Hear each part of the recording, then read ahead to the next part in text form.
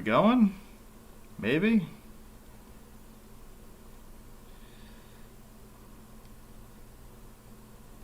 I gotta check here. Alright, I think we're going. Yep. There we go, I see it.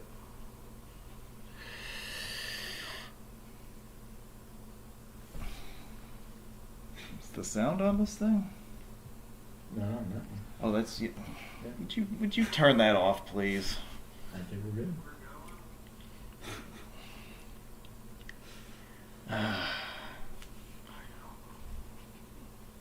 My co-host is off to a flying start here today.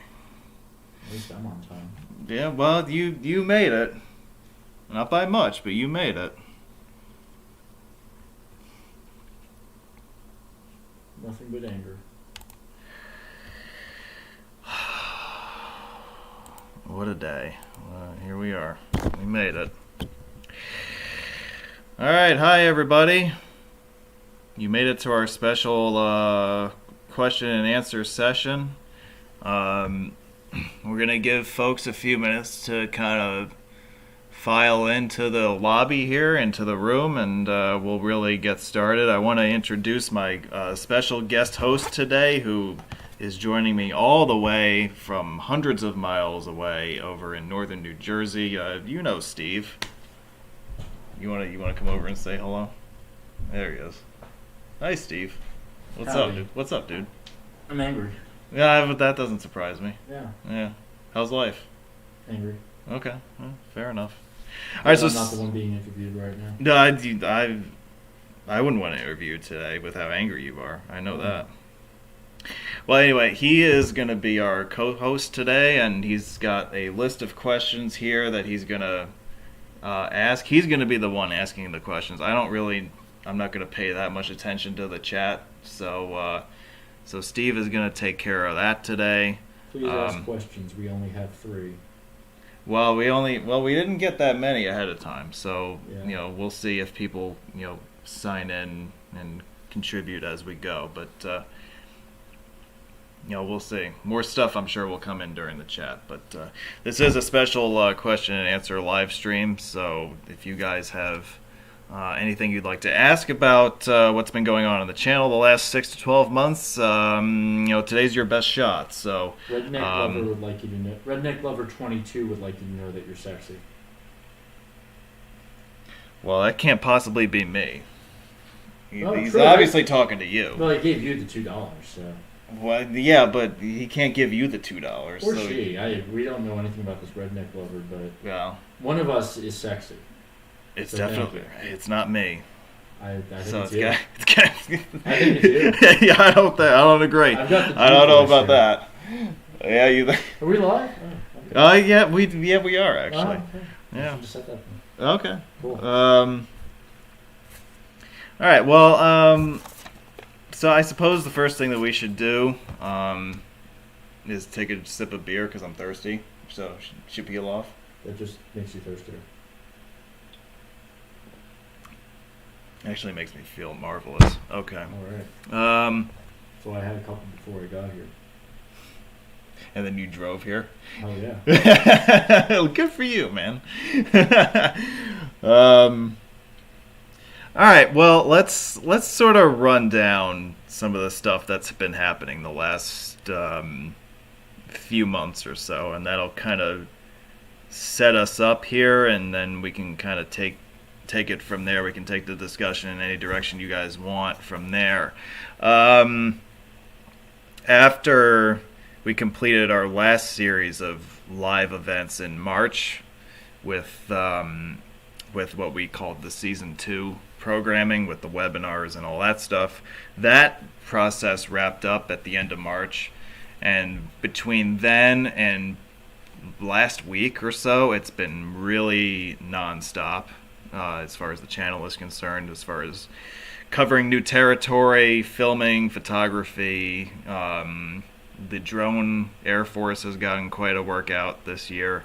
So it really got started right after that season finale event at the end of March. I mean, that was really the catalyst there. Because I got my COVID shot I'd say a couple weeks after that. I got the first one a couple weeks after that. And then right away, like in mid-April, I did a quick weekend trip to North Carolina. This covered the city of Charlotte. I'm looking at my notepad here. Charlotte, North Carolina, also upstate South Carolina, so that includes Greenville and Spartanburg, South Carolina. Made it as far east on this trip as Rockingham and Lumberton along US 74. Charlotte being the first major city added in 2021. Again, new territory. I hadn't really covered North Carolina that much up until this year, but that drastically changed this spring. So that trip was mid-April. And then early May, I did a 4-day trip back again to the Carolinas. This time, the focus was on the triad cities of Greensboro, Winston-Salem, and High Point, North Carolina. Also made it into South Carolina again for the capital city of Columbia and also in Charleston, just to revisit some spots there. So that was a 4-day trip in early May, and then at the end of May there was the Memorial Day trip, which saw me visit Nashville for a second time. Also, I made it out to Memphis to check out the I-40 bridge situation over there, which I believe as of today is still unresolved, but maybe we'll get into that a little bit later. Also, in new metro areas for this trip were Little Rock, Arkansas, and Birmingham, Alabama. I should also mention that Huntsville was also part of that, because Huntsville, I believe, is... Well, Birmingham's the largest city in Alabama. I think Huntsville's second at this point. It's growing, yeah. I think so, yeah. It's all that NASA stuff, I think. That's the reason for that. Yeah, Huntsville is about to overtake Birmingham. I think it's growing faster, and Birmingham is shrinking, if I remember correctly. It passed Mobile, it passed Montgomery, and it's less than 2,000 away from Birmingham. Oh, wow. All right, well. That's amazing. That's impressive, yeah. For a city that's kind of in the middle of nowhere.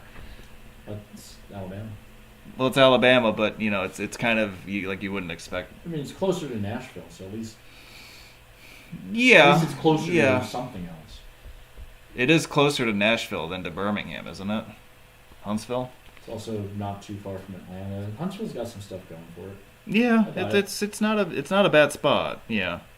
So anyway, those were the cities of the Memorial Day trip. Then in mid-June, like within a couple of weeks of that trip, I did another trip to North Carolina. This time the focus was on Raleigh and Durham, the Triangle region. Completed some punch list stuff out in the Triad cities, made it all the way out to the coast with Wilmington, North Carolina. So I have the easternmost few hundred miles of I-40 documented at this point.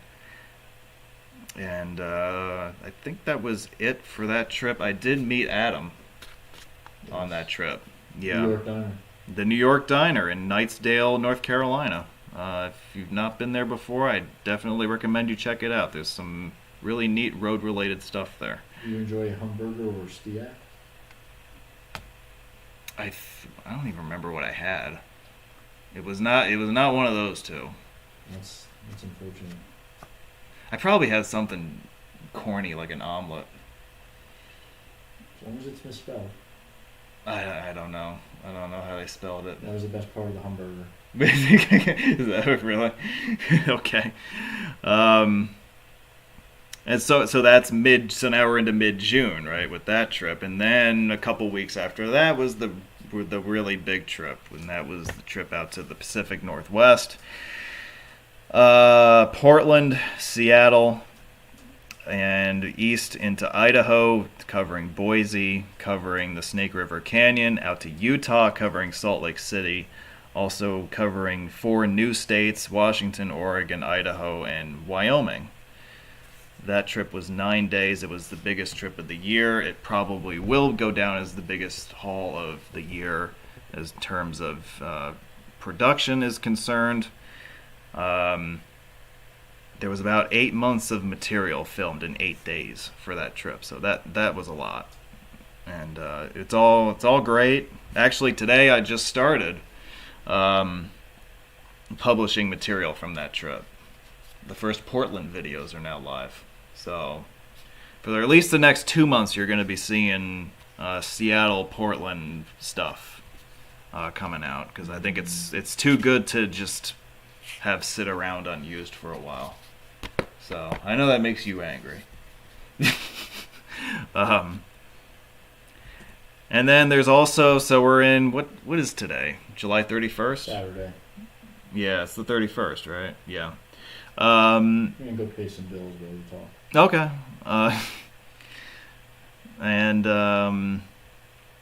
So we're about a month away from Labor Day. There is some progress being made on a couple of possibilities for Labor Day weekend as far as a potential long weekend.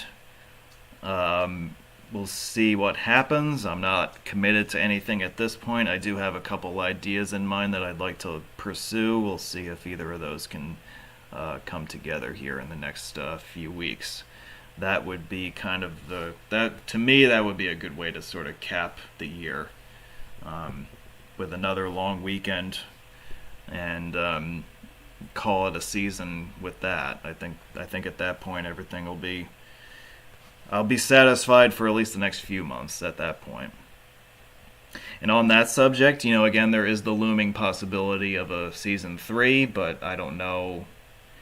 Maybe that'll come up in the questions later, but there hasn't been a whole lot of work done on that yet, but I do have some ideas as far as that's concerned. Hard to tell because Delta is the 4th letter, but this would only be the 3rd season. Well, yeah. You'd have to call it Gamma.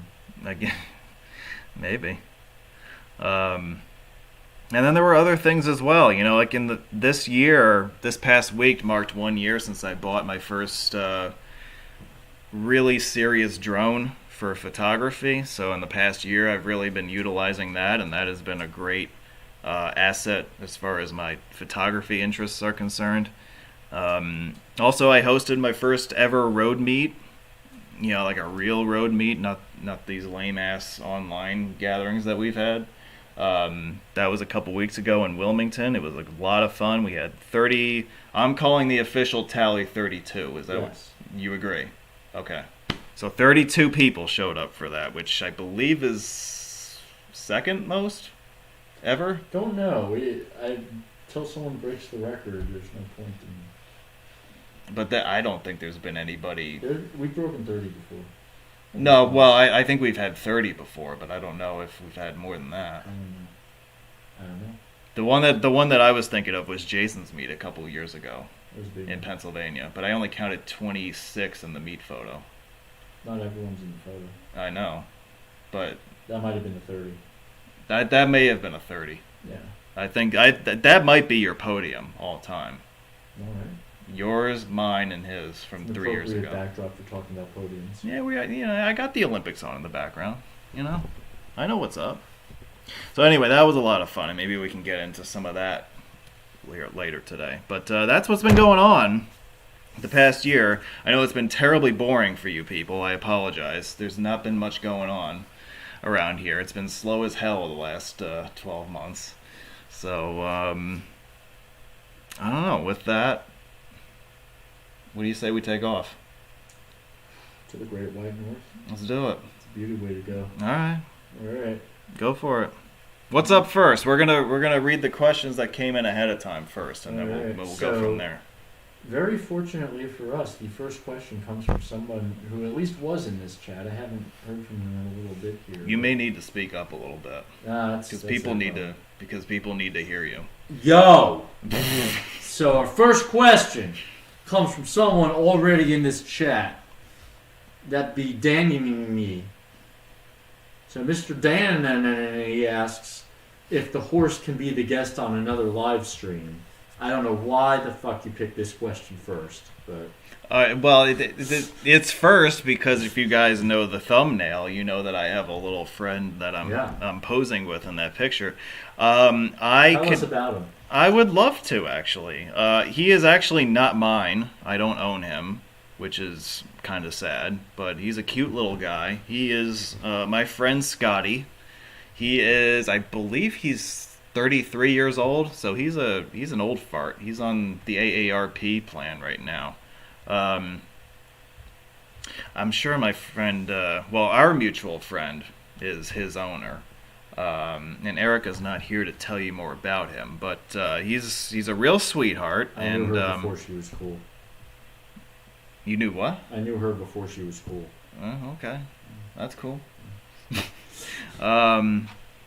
Yeah, so she invited me to come out and meet him one day in early June. So I was like, I'm actually not like traveling around the country this weekend. So I thought I'd go out and say hello to him. So we spent an afternoon out at the bar and out in Northwest Jersey, and that's where he lives. And so we got to hang out with a horse for a couple hours, which was actually kind of fun. I haven't actually done that before. I've never You can't ride him. You can pretty much just watch him eat.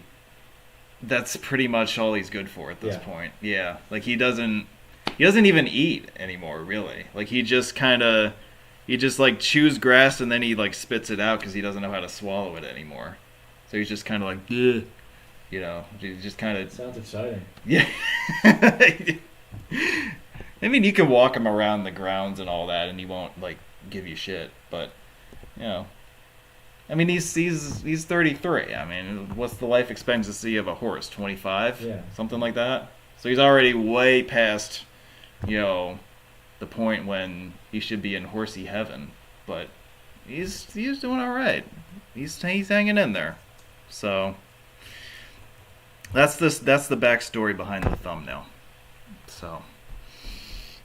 And as far as whether I can have him on a live stream, like I don't have any say in that. Like we would have to get Erica's approval to do that. The oldest horse ever is 62 years old. Really? That's a lot. Yeah, it sounds like a lot. Also right below that is the question, how old is a 28-year-old horse? And I don't want to know if the answer is not 28. No, like I actually looked up a chart of like translation between horse years and human years, and he would be like 90 something in human years, like 93 maybe, something like that. It's like he's doing all right, But I mean, I can't bring him on camera and have him tell you about roads. That's the problem. Like I mean, I could show him to you from a distance with my phone, but that's it. I can't really. He's not going to take the reins of the live stream and control things. If I taught him how to ban people on the live chat, maybe he could do that. Just to keep you guys in line. But that's about all that I think he would ever be useful for. I have to get Erica on a show at some point. That'd be an interesting interview. I think so too. We could just talk about horses for 2 hours. I'd rather do that than talk to you guys about roads. Yeah, I think the horse is a better guest. You know what? The horse would be a smarter guest than a lot of people I could get. Yeah, I think that's true. Anyway, before I get in more trouble, what's the next question? Next question comes to us. No, it's actually 4:20 right now. Hold on a moment. Instagram user Earl S. Ryan or Earl E. S. Ryan? I think it's Earl's Ryan. Earl S. Ryan, 69. Well, He's got to be cool. Well, I know you like that number. It's the best number. What is your favorite interstate highway that you drove on during your Pacific Northwest trip, and what is your most all-time favorite bridge that you ever driven on? Well, I think you can split that up into a lot of different subcategories, and I'm going to try to. Well, I'm going to answer it. I think you can break this up into 3 different subcategories. So, as far as favorite roads that I drove in the Northwest, I mean, there's a lot. I knew right away going into it that there was going to be a lot of stuff on this trip that I was just blown away by, because the Northwest is brand new territory for me. And I had heard about stuff for a number of years, but I had never actually seen it. And so being able to go out to Oregon and that part of the country for the first time was really an incredible experience. I don't know if I can pick one definitively, but the one that I always think about is 84 from Portland to, say, Pendleton. It's the easy choice, but at the same time, I think almost anyone who goes out there would agree with that one. That it's hard to top that. Yeah. You know, that just driving through the Columbia River Gorge is just an incredible experience. Some of the most spectacular scenery you're ever going to see on an interstate. I think you would agree with that, right? I wouldn't put it in my top 3, but it definitely is my top 10. Oh, no doubt it makes top 10. Yeah. Stuff like I-70 in Utah, I-70 in Colorado, which is totally separate from I-70 in Utah. Mm-hmm. A lot of the desert mountain scenery, to me, tops the gorge itself. Yeah. But it is a very well-constructed highway, and it's a rare... And maybe I'm spoiled because I grew up with I-80 and Delaware Water Gap, so it's sort of a small version of what I-84 does for many more miles than that. Yeah, 84 does that for, 120 miles? Right. And roughly? it's all the 4-lane old U.S. highway, whereas I-80, you get that for 3 miles and you're done. Yeah. Yeah. I do appreciate... It would have been my answer also, I'll put it that way. Yeah. Do you have a second favorite that you would rank below that? Well, the other one that I think about, neck and neck with that one is 90 across Snoqualmie Pass. Okay. Because that's another one. If you told me I had to pick one or the other, I'm not sure that I could pick definitively. But I loved both of those drives, and I think that they're both incredible. The other honorable mentions I have to say from this trip, 80 across Utah, I thought was really interesting. Just because of how varied it is. Like, you enter from Nevada and you go through the Salt Flats, and then you have Metro Salt Lake, which is stuck right in the middle of this desert, and then you go up and over the mountains past Vail and Park City, and you end up in Wyoming at an elevation of about 7,000 feet. That's a very interesting drive also. I have not done 70 across Utah yet, but the 80 was really interesting. Very enjoyable. What else? Honorable mention, I would say 82. 82 isn't bad. Yeah, I wasn't a huge fan of 82. Well, what I think makes 82 worth the price of admission is the descent into Ellensburg at the end. Okay. And the view you get of the Northern Cascades and the entire valley there. All right. I think that's worth the price of admission right there. One to me that is underrated is the stretch of I-5. There are parts of it in Oregon that are downright scenic. Where it overlaps the old US 99 corridor, where it gets sort of hemmed in by the river and the trees and everything. It gets very scenic there. The 5 in Oregon, you said? Yeah. Yeah, I didn't really get that far south. Oh, okay. Yeah. No, I was traveling old 99, but the parts of it where I had to use 5, very scenic. Okay. Very sort of remote. There were enough cars that didn't feel truly remote, but just the trees, the stillness of it was very calm. Yeah, 84 in eastern Oregon is kind of like that, it seems like. That's what you're describing is what I think 84 is like out, like far eastern Oregon, like so east of the river, yeah. Once you're off the river, once you're east of Dead Man's Pass, like you get pretty remote there, and it's a kind of narrow, winding highway that makes its way through the canyons and stuff like that.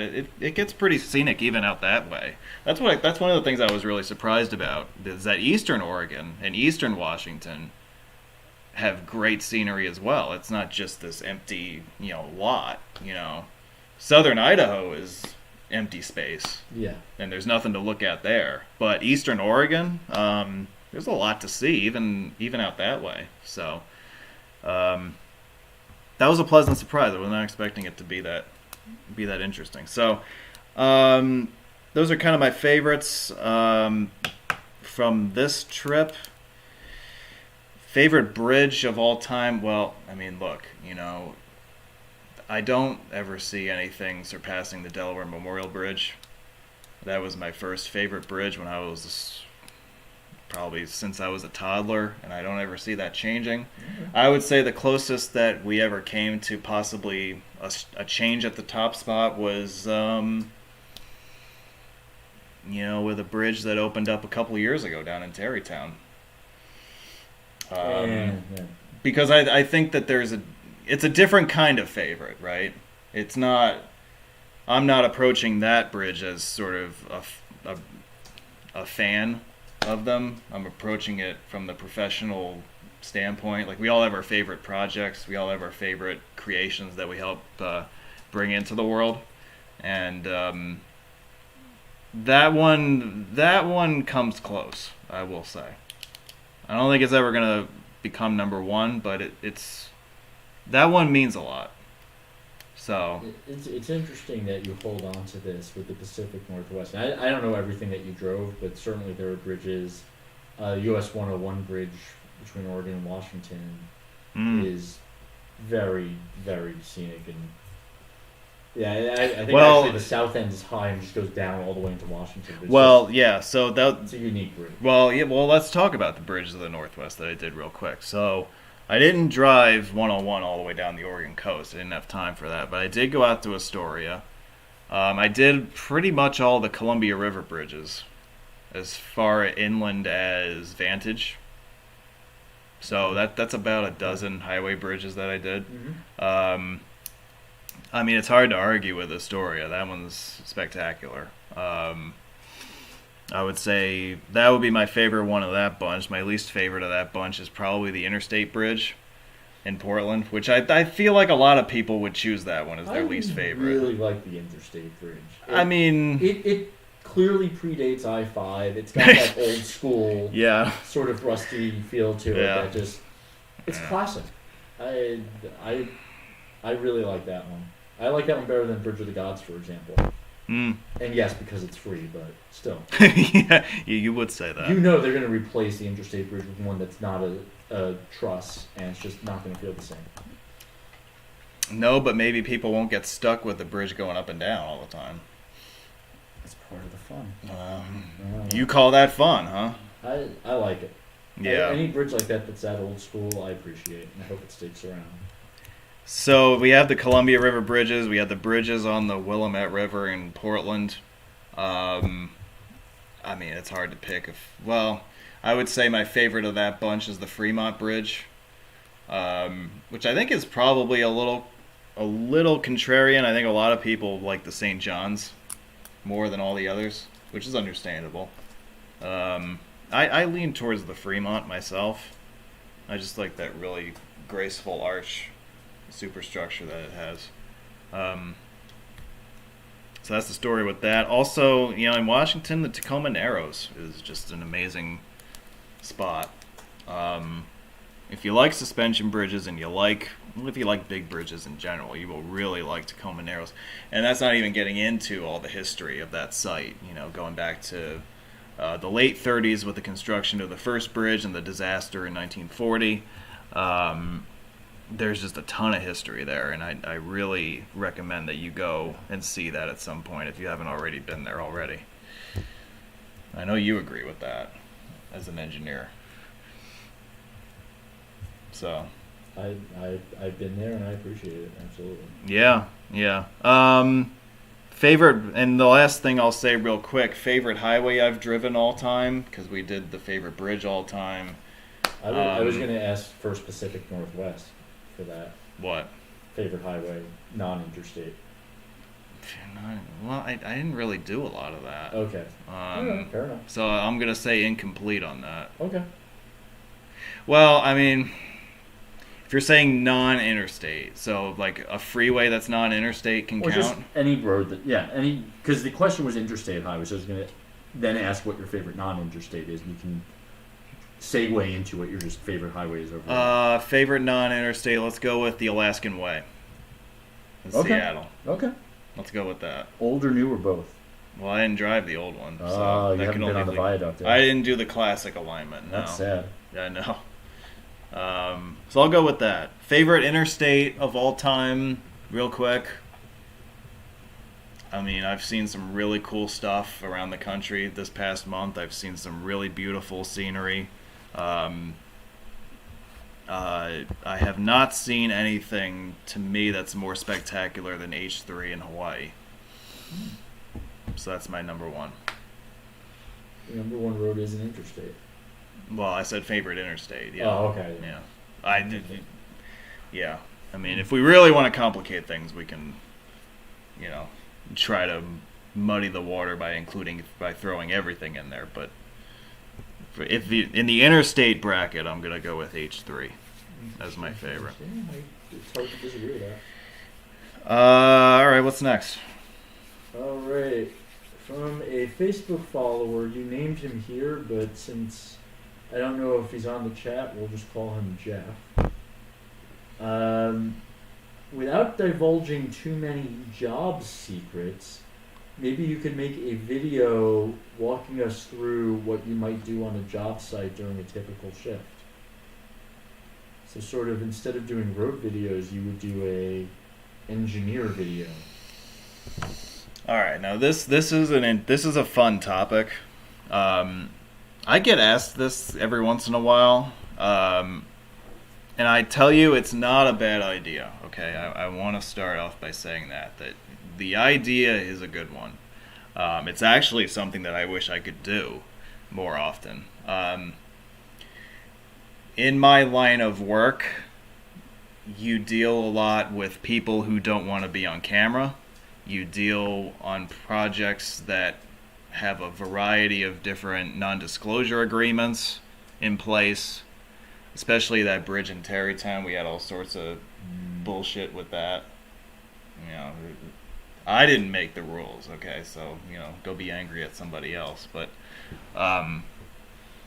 it's very difficult to do that kind of thing in a way that would give the audience a good idea of what's going on if you're as limited as I am. I feel like you'd have to go to a job site that's not your own and be able to, while you wouldn't be in private places there, at least you could walk among it and say, if I were on this job site, here's what I would be doing. And that way you've divorced it from your actual, any secrets that you'd have to keep or whatever else. Yeah, it's very difficult to do a day in the life video without giving out that kind of information.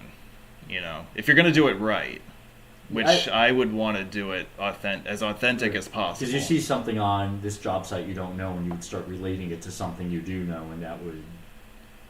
There are all sorts of different rabbit holes you can go down that could get you in trouble. And I don't dislike his suggestion. I think it's a really good one, but there are all sorts of minefields as far as how you can get yourself in trouble, and video I don't see as being a good idea because again, these guys, these workers who work on these projects, they do not like to be filmed, so you have to keep that in mind. They don't mind being photographed. See, that's something that you can work with is photography.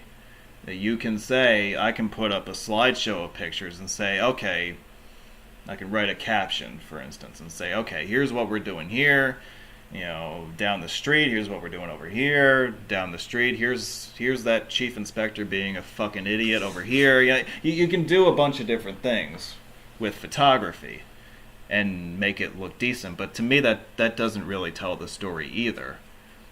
Because you're kind of, with photography, what the disadvantage is that you're only giving people a snapshot of what's going on. You're not really giving them enough context to see what's going on around them.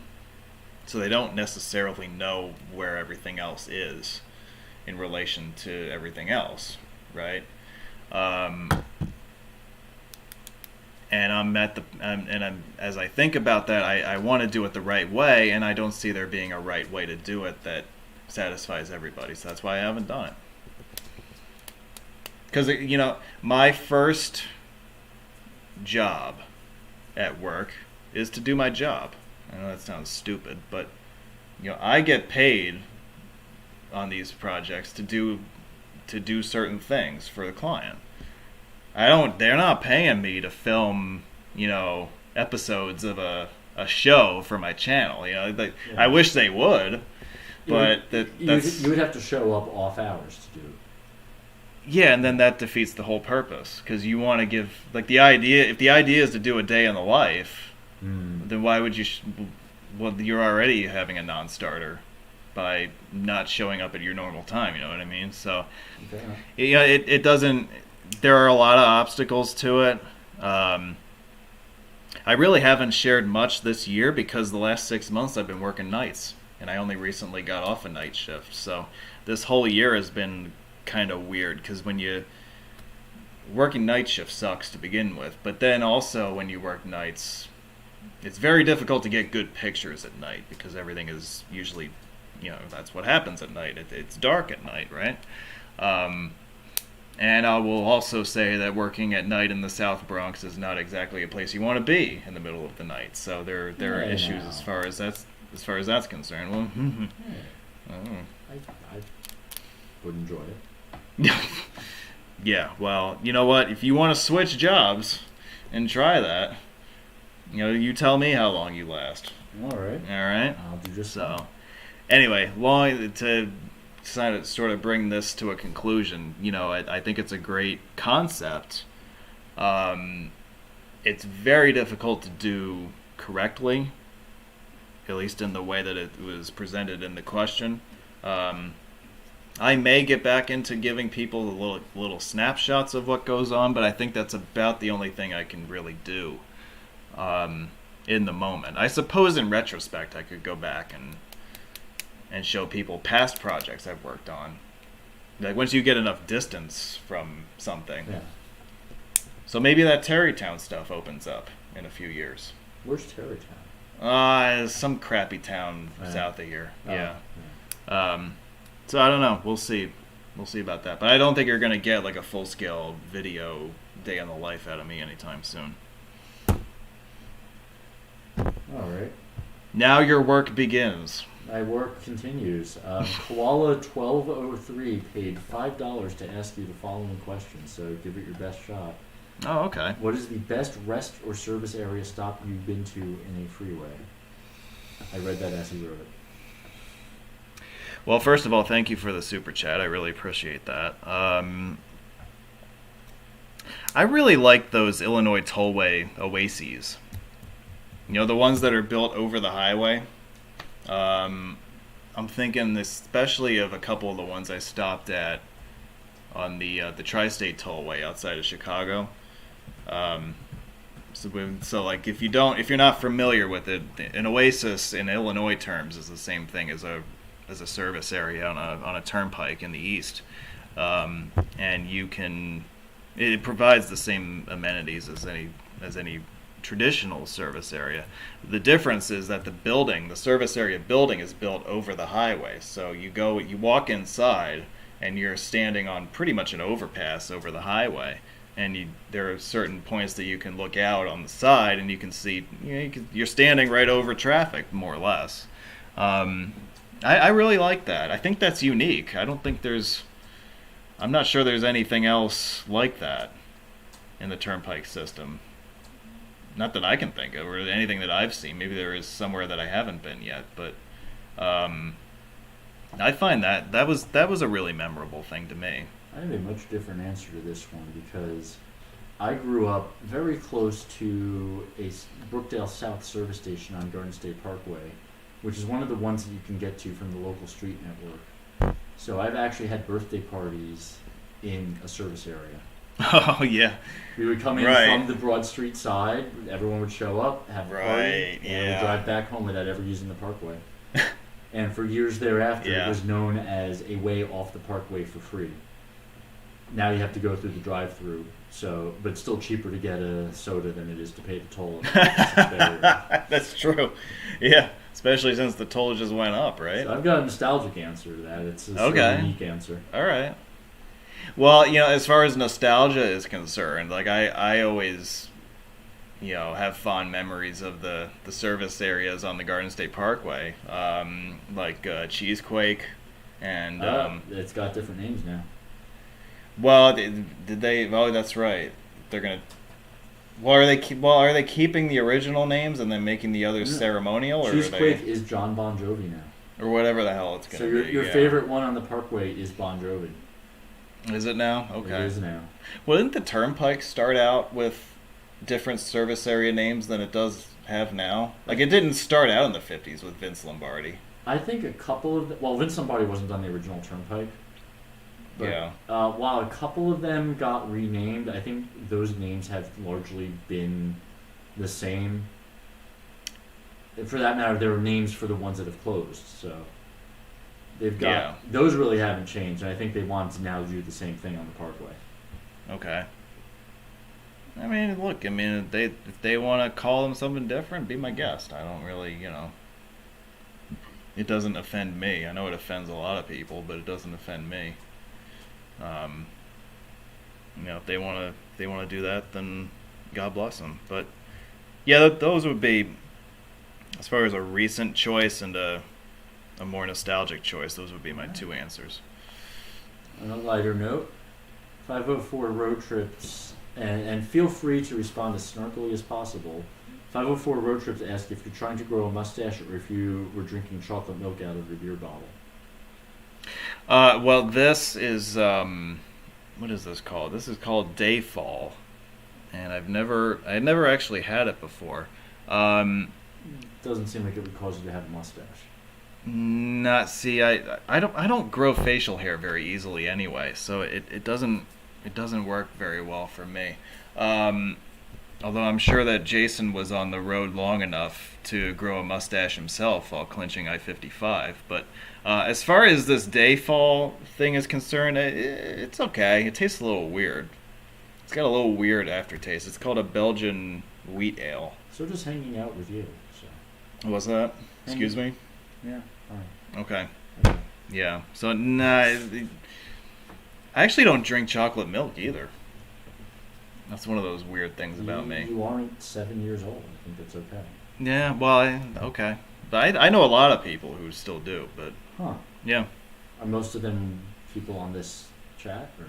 No, I would expect a lot of your viewers still drink chocolate milk because they're not old enough to drink alcohol yet.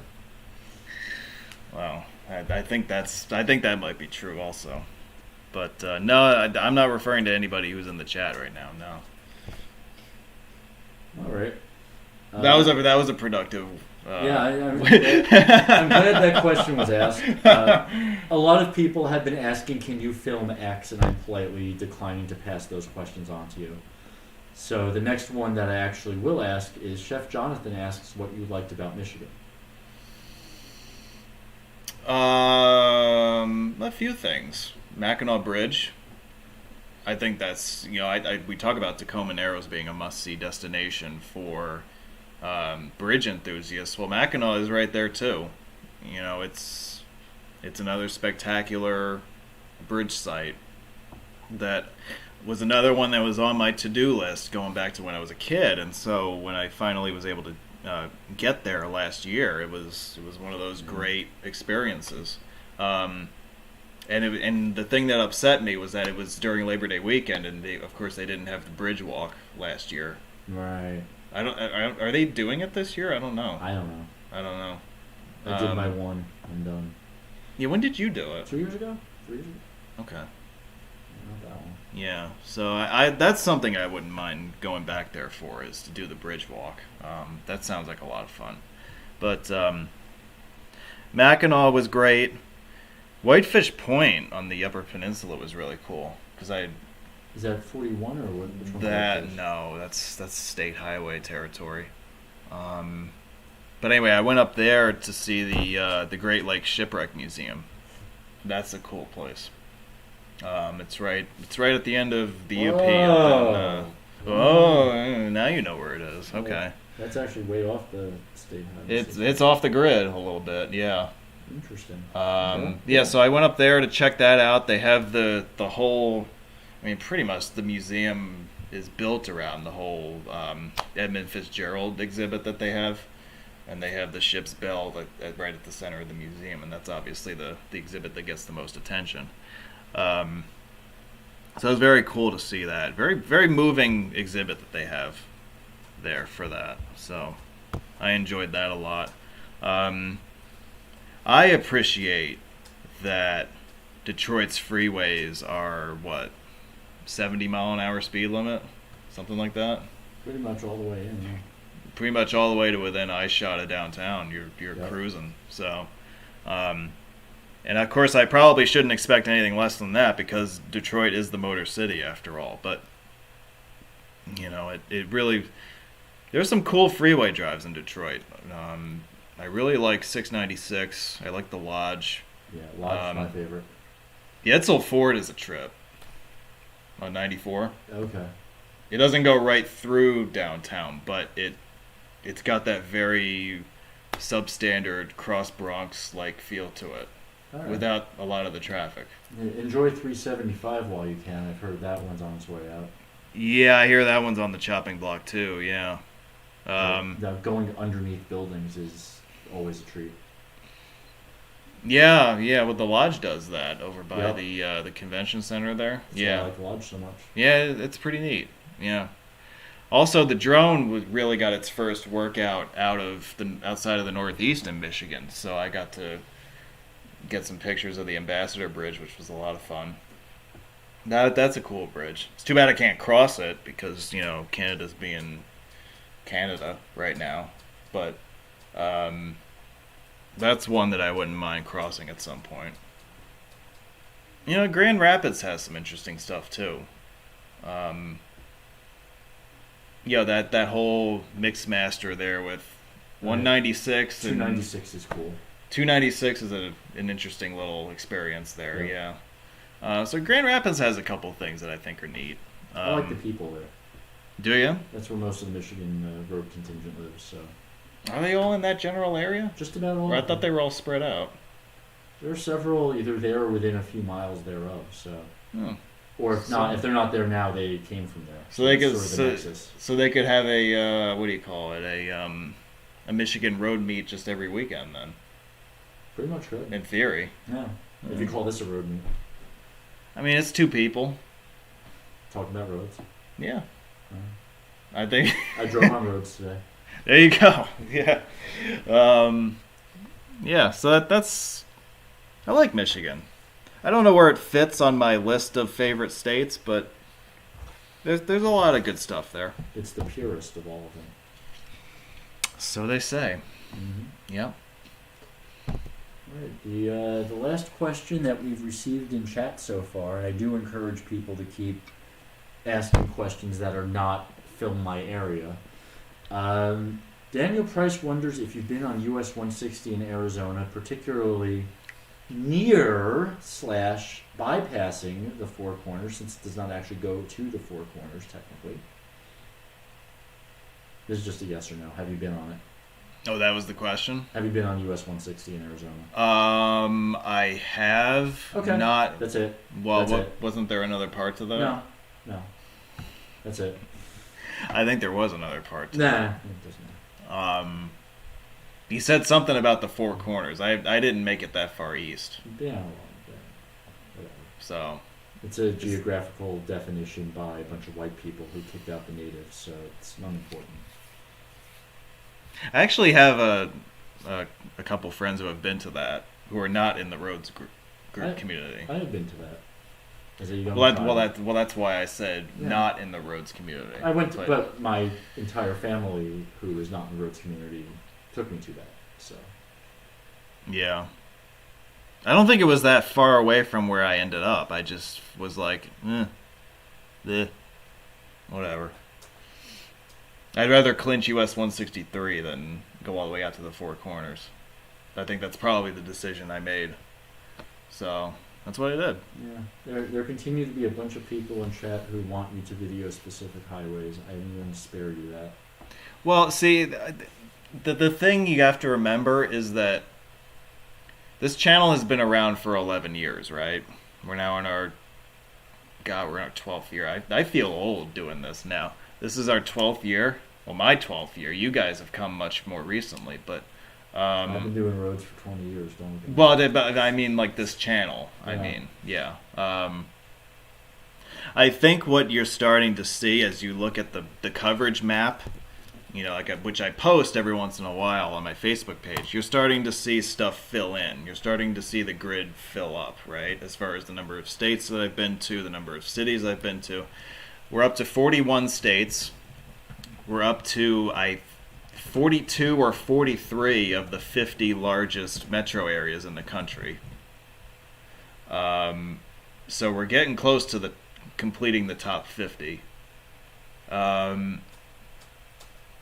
I think that people should should by now realize what the real goal of this channel long term is. And if you make the connection from there, you can pretty much say that, what the chances are that what you want to see either has already been filmed and hasn't been uploaded yet, or it's in the plans to be filmed in the next few years. I mean, I haven't been looking at what's been coming in, but that's kind of what I would guess, right? That what are you doing over there? I'm recording all the questions I'm going to ask that you have in perpetuity. Oh, okay. I'm like, why are you typing on that thing? There's nothing for you to type on. You gave me this thing. I did, but I thought you would be typing on that thing. But no, this is my thing. I'm okay. typing your things on my thing. Yeah. I have a long-term vision of what I want this channel to look like and what I want it to represent and the places that I want to see it take you to. And really, at the end of the day, I think there are two things that you can draw from this. One is that I think you're going to find that my vision of this channel long-term is very much in line with your vision of this channel long-term. I think that really the vast majority of the requests that I get feature roads that I've already got planned to do anyway. So, I think people are on the same page with me as far as what they want to see. I don't really pay attention to requests and all that. I know that a lot of channels like to take requests and all that. I don't do that because, again, this is my channel. It's my vision of what I want to do. And if you guys, don't see something you like on this channel, then go ahead and buy your own camera and film it. That's fine, too. You have that option, So, I've never tried to make this about anyone other than myself because this is my little side project, and I'm not going to allow other people to run my hobby, run my life like that, and it's going to stay that way. So I think that's what you need to know. If you didn't already know that, I know that some of you might be newcomers here, but I'm sorry, I don't agree that the inmates should have the say in what the warden does in his free time. So you're saying that everyone here is in your prison? Well, I kind of feel like if you're still watching this after the first 50 minutes or so, you probably have the feeling that you're in jail right now. So, that's probably an appropriate analogy to make. I definitely feel trapped in your life, so fair enough. Well, the feeling is mutual. Thank you. But am I making sense with that point, though? You weren't paying attention the last minute or so, were you? No. Of course not. Yeah, so just sit back and enjoy what you see. That there's 11 plus years worth of material. There's 11,000 videos. And those are just the public ones. Those aren't even the ones that are unlisted and private and all that stuff. There's bound to be something. I would think if I was to take my paycheck and go to Vegas and there was a table where I could bet on you guys, I would bet that there is at least something that you guys would enjoy out of all the stuff that I've published in the last 11 years. Not if it's not US 113 in Maryland. Well, that's the only thing that certain watchers would enjoy. You think so? I think based on what I'm seeing here. You think US 113 in Maryland? That's based on the discussion I'm seeing. That seems to be what everyone. Well, you see, it's funny you say that because I also said a couple minutes ago that there's stuff that I filmed that hasn't been uploaded. I know this. Yeah. So, like I said, I'm just telling you what the people want. People want one specific highlight. Well, and I don't mean to sound like a dick when I say this, but I don't really care what the people want. I think you do mean to sound like a dick. But that's up to how you interpret it is up to you. I'm saying that you're doing it for you. Well, yeah, of course I'm doing it for me. I do my website for me, and if people right. like it, that's great, and I appreciate it. But I'm not doing it for other people. I'm doing it for me. That's right. Yeah. And that's really if you boil it down to its very basic element, that's it. It's my little project that I find enjoyable, and I want to do this the way that I see fit, and I'll go to the places that I want to go to, and I guarantee you that you'll enjoy it anyway. Like, even if I don't go to every single spot that you want me to get to, If you like roads and you like traveling, you're gonna like the stuff that I put out, and sorry, not sorry, but we're gonna have disagreements and differences on the stuff that I should cover. But at the end of the day, it ain't your channel. Yeah. It's my channel.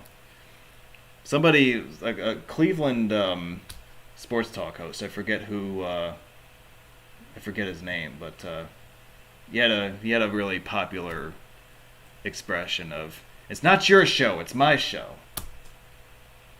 He's probably arguing with callers about, the Browns being god awful or whatever. But yeah. that similar analogy applies to this too, right? Like, the audience doesn't control what the host does. Sure. Right? The host is the one who brings back the material and brings the stuff to the table. The audience can comment on the stuff. The audience can choose whether they like it or not. But the audience doesn't say, well, you should talk about women's wrestling today. Shut your mouth, son. Hold on, hold on. Right? Maybe you want to talk about that, but I'm not saying I don't think I want to, but you might want to talk about that. I think you should reconsider that. No, I don't think so. No. Think about it. No, I think I'm okay. What else we got? Rai would like you to know that it's time for dinner for him. I mean, you can eat dinner whenever you want, but okay. So you don't need my permission. What do you think I'm going to say? Oh, you're not allowed to eat dinner right now. I think you should. I think he needs that kind of focus in his life. Dan Yee asks the second question. When you first started 11 years ago, did you think you would be doing this much traveling, like, to all these places outside this area? Absolutely not. No. Like, So to give you a little bit of the backstory of the channel, so it's 2009 or so, and I'm still in college. And my parents, for Christmas, I asked for a video camera because I was going to go around campus and film some stuff with my engineering friends, like shenanigans and shit like that. I didn't really ask for a specific model camera. I just wanted a video camera. So they bring me this camera. Where is it? You know what? I'm going to go get it for you. Hold on 1 second here. Hang on. Yep, I'm getting it. I thought you were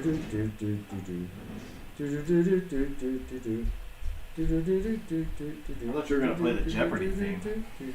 Yeah, I had enough of that. So here it is. This is the same model, okay? So I'm going to show it to you. There it is, okay? And here's the front side of it. So they get me this camera, right? It's billed as this, pocket video camera that's versatile, and you can carry it, in a bunch of different places. You can do whatever the heck you want with it. It runs on AA batteries, so it's easy to find batteries for the thing. Okay. The other thing that I discovered, by accident, was that it fits really well on a dashboard. And the engineer in me was like, well, could use it as a dash cam. And this was right around when YouTube was starting to get big, and you were starting to get people on YouTube filming videos about highways. It was right around then, like 09, 10. So I was kind of caught up in that craze a little bit, and I originally wanted to film roads that were like my favorite drives as a kid. That's how it started. Just to kind of go back to like some of those favorite drives I had, growing up, the stuff that kind of helped inspire me to be an engineer. And that's really how it started. And then the YouTube thing really wasn't a part of the equation at all. I had no intention on creating a YouTube channel. And that actually happened because I just went through a massive hard drive failure where I lost a bunch of stuff. I lost like 2 years worth of pictures from college off of this drive. And so I was really panicking about the potential of something like that happening again. And so I thought that, well, if I've got all this video stuff, I should probably put it somewhere, because cloud drives and stuff like that hadn't really become a big thing yet. So I didn't really have that as an option. So I said, all right, well, I'll just put them on YouTube. You know, nobody will watch them and nobody will like them, but I'll put them there so that in case something similar happens again, I can always, download them back off of YouTube, and I'll always have the master stuff in a cloud, quote unquote, on YouTube. So that's what I did. I started taking all this stuff and uploading it. I thought maybe I would do this for like a year. Like I would have enough material after a year, which is pretty much as long as it took me to cover all the childhood stuff that I really liked, Okay. And somewhere along the way, people were watching, people were subscribing, people were enjoying it, and somewhere along the way, it evolved from this completely innocent little project that I was doing just for fun into this crazy, out of control thing that has a life of its own now. I don't know exactly when that happened. There probably were a few turning points along the way, but no, when I started in 2010, I filmed my first video in June of 2010, and no, I thought I'd be doing it for a year, and I thought I would be covering New York and Delaware and New Jersey, and that's about it. Never really started to take the whole national thing seriously until like 2014, 15. That's one of those turning points when I went to Florida the first time. Yep. That first Florida trip was eye-opening. And that made me realize that something on a more regional scale was possible. And then the first time I flew solo in a plane was another turning point. That got me to thinking about, well, maybe this could be a national thing. And then going to Hawaii was another step. And then you see the progression. You see the evolution with time. It's been a wild ride. It really has. And I've gotten way more enjoyment out of this than I ever thought I would. And I've gotten way more mileage out of this than I ever thought I would. So, it's been great. I'm glad I asked for that video camera for Christmas that one year. I didn't think that I wasn't planning on it leading to this, but I don't know. Maybe subconsciously I had something in mind. Cool.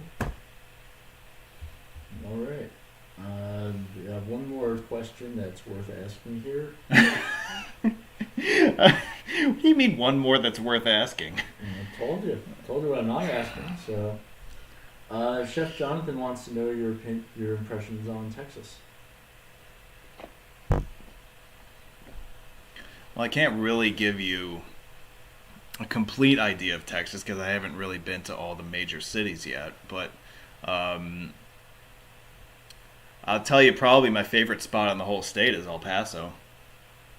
I think Adam Prince would agree with you. I think Adam Prince would agree too. And the thing that makes El Paso unique is that, yes, it's a major city, but when you look at the backdrop, it's very much a Mountain West / desert-esque place. And I found out when visiting Salt Lake that El Paso ain't the only city that's got, beautiful mountains and desert scenery nearby. I like cities like that. I like cities where there's stuff going on in the natural world in addition to in the man-made world. Which you can't say about everywhere. There are certain cities where those two kind of come together. El Paso's one. Pittsburgh's another. New York City has some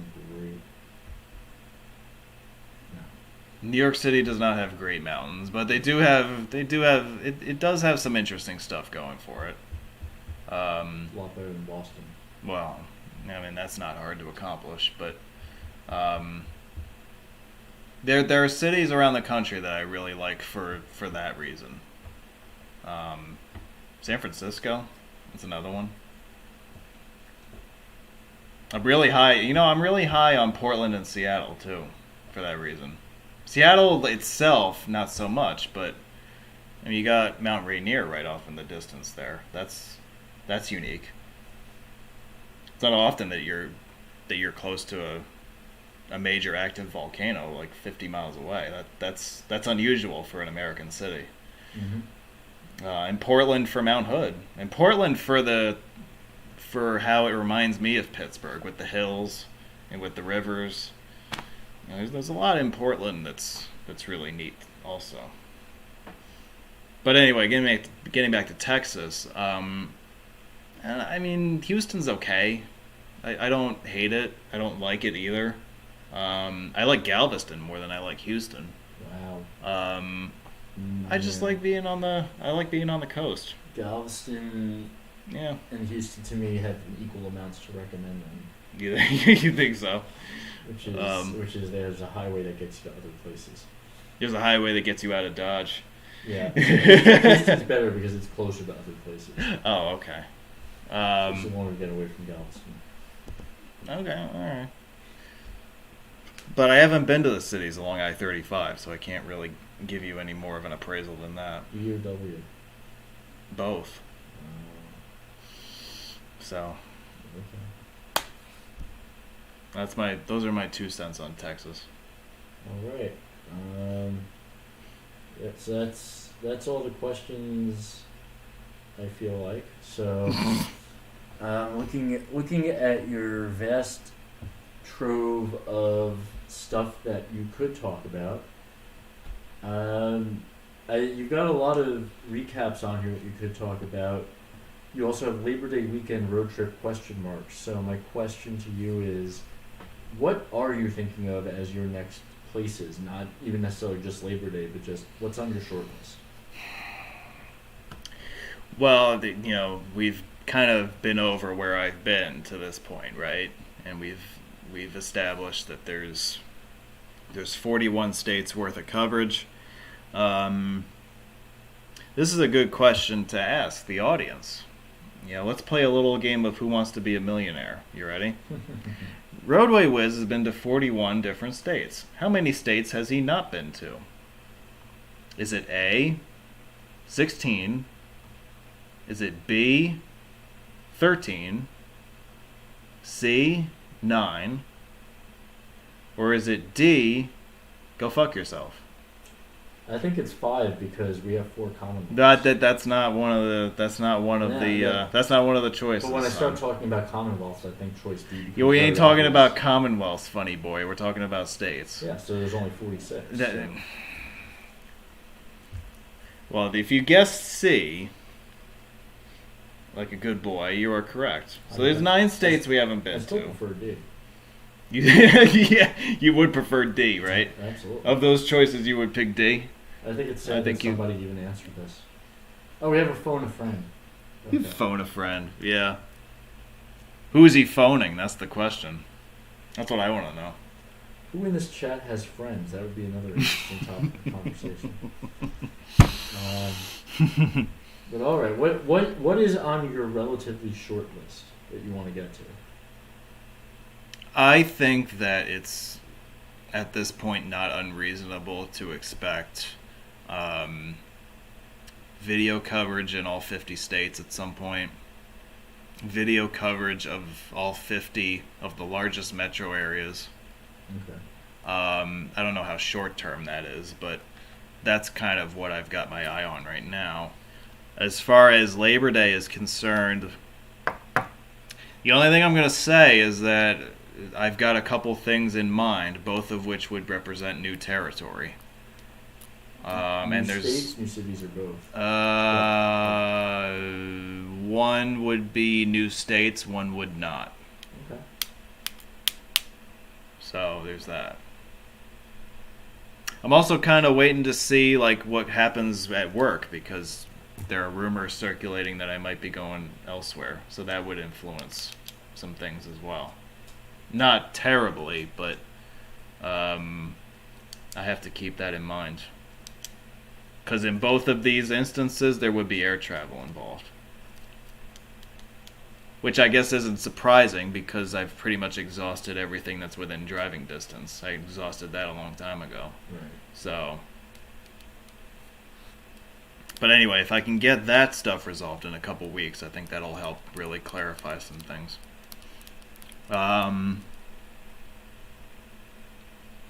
And again, if you look at a map and you look at where I've been and where I haven't been, it's not hard to figure out the cities I haven't been to.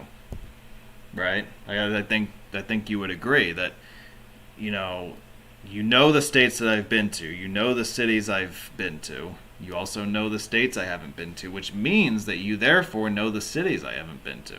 So it's... We can also figure out which of the towns in Vermont you haven't been to, knowing that you have to get to all of them. I think only Doug has done that, right? Probably. I don't even know if Doug's done it. Well, he's done all the covered bridges at least, hasn't he? I think he has. I've never asked did you get to every single thing in Vermont. I don't know. I feel like he's at least done all the covered bridges. He might have. Yeah. Because that's his thing. Yeah. I couldn't tell you if I've done every single one or not. Well, see, but he would know that. Right. Because he's got the list. He's got the breakdown. Right. It's not the sort of thing I natively try to memorize. Right. Yeah. But again, you see the vision, the nationwide vision of this project of mine starting to come together, especially in the last 2 to 3 years. So if I were you, I would expect a logical continuation of that trend to the places that have not been populated yet. So, all right. So Labor Day remains a mystery, but you invite people to see if they can guess. People are always welcome to guess. Like again, I don't really talk much about my plans ahead of time. That's just something that has always been part of my operating procedure, if you will. Yep. I know where I would like to go Labor Day weekend, but I'll keep you guys in suspense. Do you know where you're actually going, or is it just even now it's still I think I want to go here, but not booked yet? No, at this point I think I have an idea. Okay. Could change. Yeah. Could modify, but you know what. It could not happen at all, too. Right. There's a lot of reasons why. Well, if we're all planning might not happen. If you're watching the news the last year and a half, you know that things can change travel plan wise. Yeah. So you just have to keep an open mind to different options. Right. So and that is another that thing we're talking about for the last year and a half that could have an impact also. Because there are different levels of that thing in different places right now. Yes. Okay, so that's another variable that I have to factor into the equation. That's why I went to West Virginia last summer, right? Because there wasn't anything going on in West Virginia as far as that thing was concerned. So you might see a similar... That thing wants to come to your house. I know. Fortunately, it hasn't yet. Hopefully it stays that way. Amen. At least not that I know of. Amen. So we did get another question, which ties into one of your other potential topics here. So you just hosted the Wilmington Road Meet. What are your plans for potentially doing another one? Everybody wants a sequel right away, don't they?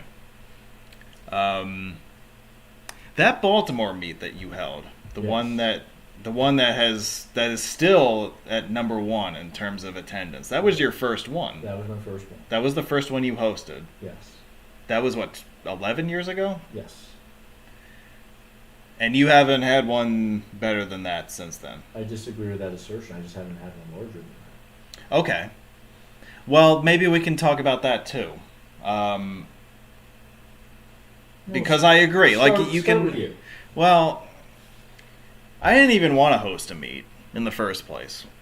that might be a bombshell. Who asked the question? Danny. Okay, so this isn't somebody that we know. I don't know. Think. We know other people named Dan, certainly. Well, but it's not like, someone This could actually be you in here. No, I don't think it's me. Okay. I didn't write that question, sorry. Okay. But I was curious who might have asked it in case it was somebody that we knew. I haven't really seen anyone in here that we know. Mark is one person here I recognize from the screen. Yeah. Mark, by the way, is the chief operating officer of cybersecurity here at Wiz HQ. I can see that. Yeah. He's graduated to the rank of moderator. Yes. But as far as the meets are concerned, I never even really wanted to host one. It was not something that was important to me for a long time. I was very content back then, and I still am, today, I think. I'm content to be in the crowd and not be the guy out front. I think some people like being the guy at the front, leading people around. A lot of people like to be in the group, being following people around. Everybody's got their own, comfort level as far as that's concerned. And for the longest time, I was content to just be the guy in the group, following everybody else. I do think there are other guys in this group overall. What? Well, mostly guys. What do you mean? I don't know what you're talking about. So I was always content to just kind of to be another person in the group. Do you like person? Should I use the word person instead? Okay. Yeah. Something happened relatively recently. I think in the last year and a half, I think you would agree with this, that I've really come out of my shell, I think. Because I used to be a guy who was pretty quiet and wouldn't really say much. And I really wouldn't take charge of things as much. But I think that in the last year and a half, that has really changed quite a bit. I'm now kind of somebody who is an organizer, someone who sees an opportunity and seizes on the opportunity. And again, that kind of translates into the meet hosting thing, which I started to give more thought to recently. I'd say starting about a year and a half ago, I started thinking about, you're leading all of these guys through these webinars in the middle of a lockdown. You could probably host a meet, and it would be halfway decent. That's kind of, I think, where it started again. Okay. Because there's kind of similarities there. You're leading a group in something, and I realized that I could do it. So I started to think about it more. But there was something else that happened, and as we came out of last winter, I had been arguing for weeks and months that people just wanted to see each other. People wanted to get together with each other. And I was very upset by the fact that nobody was taking charge and nobody was organizing something on the scale that I felt had to be organized. And all I saw was people, not holding the events that they promised to host. And maybe it shouldn't bother me as much as it did, but it did. And I know I'm not the only one who felt that way. I'll put it to you that way. And I think at that point in when did I announce it? May? June? I could give you an exact date. It was around then, wasn't it? No, you make me find out. If it's not too inconvenient for you. It is, because without a hard connection, half the websites aren't loading on here, so I can't actually tell you. But anyway, so I saw this happening, and I saw this lack of interest across the community, and I felt that there was an opportunity there. people hadn't seen each other for a while, since way before all this craziness started. And I think it really was as simple as me saying, fuck this, I'm going to do it. I didn't really... it's just something that really I became passionate about overnight, and I really wanted to do it. And I wanted to prove a point that, yeah, people did want to get together. And, I wanted to prove that I was reading the room correctly. And you might say that 32 people isn't indicative of that, but I disagree.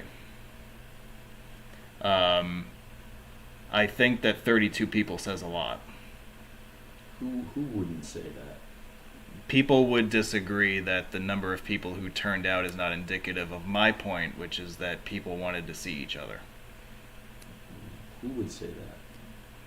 I think you might. I think people want to see each other.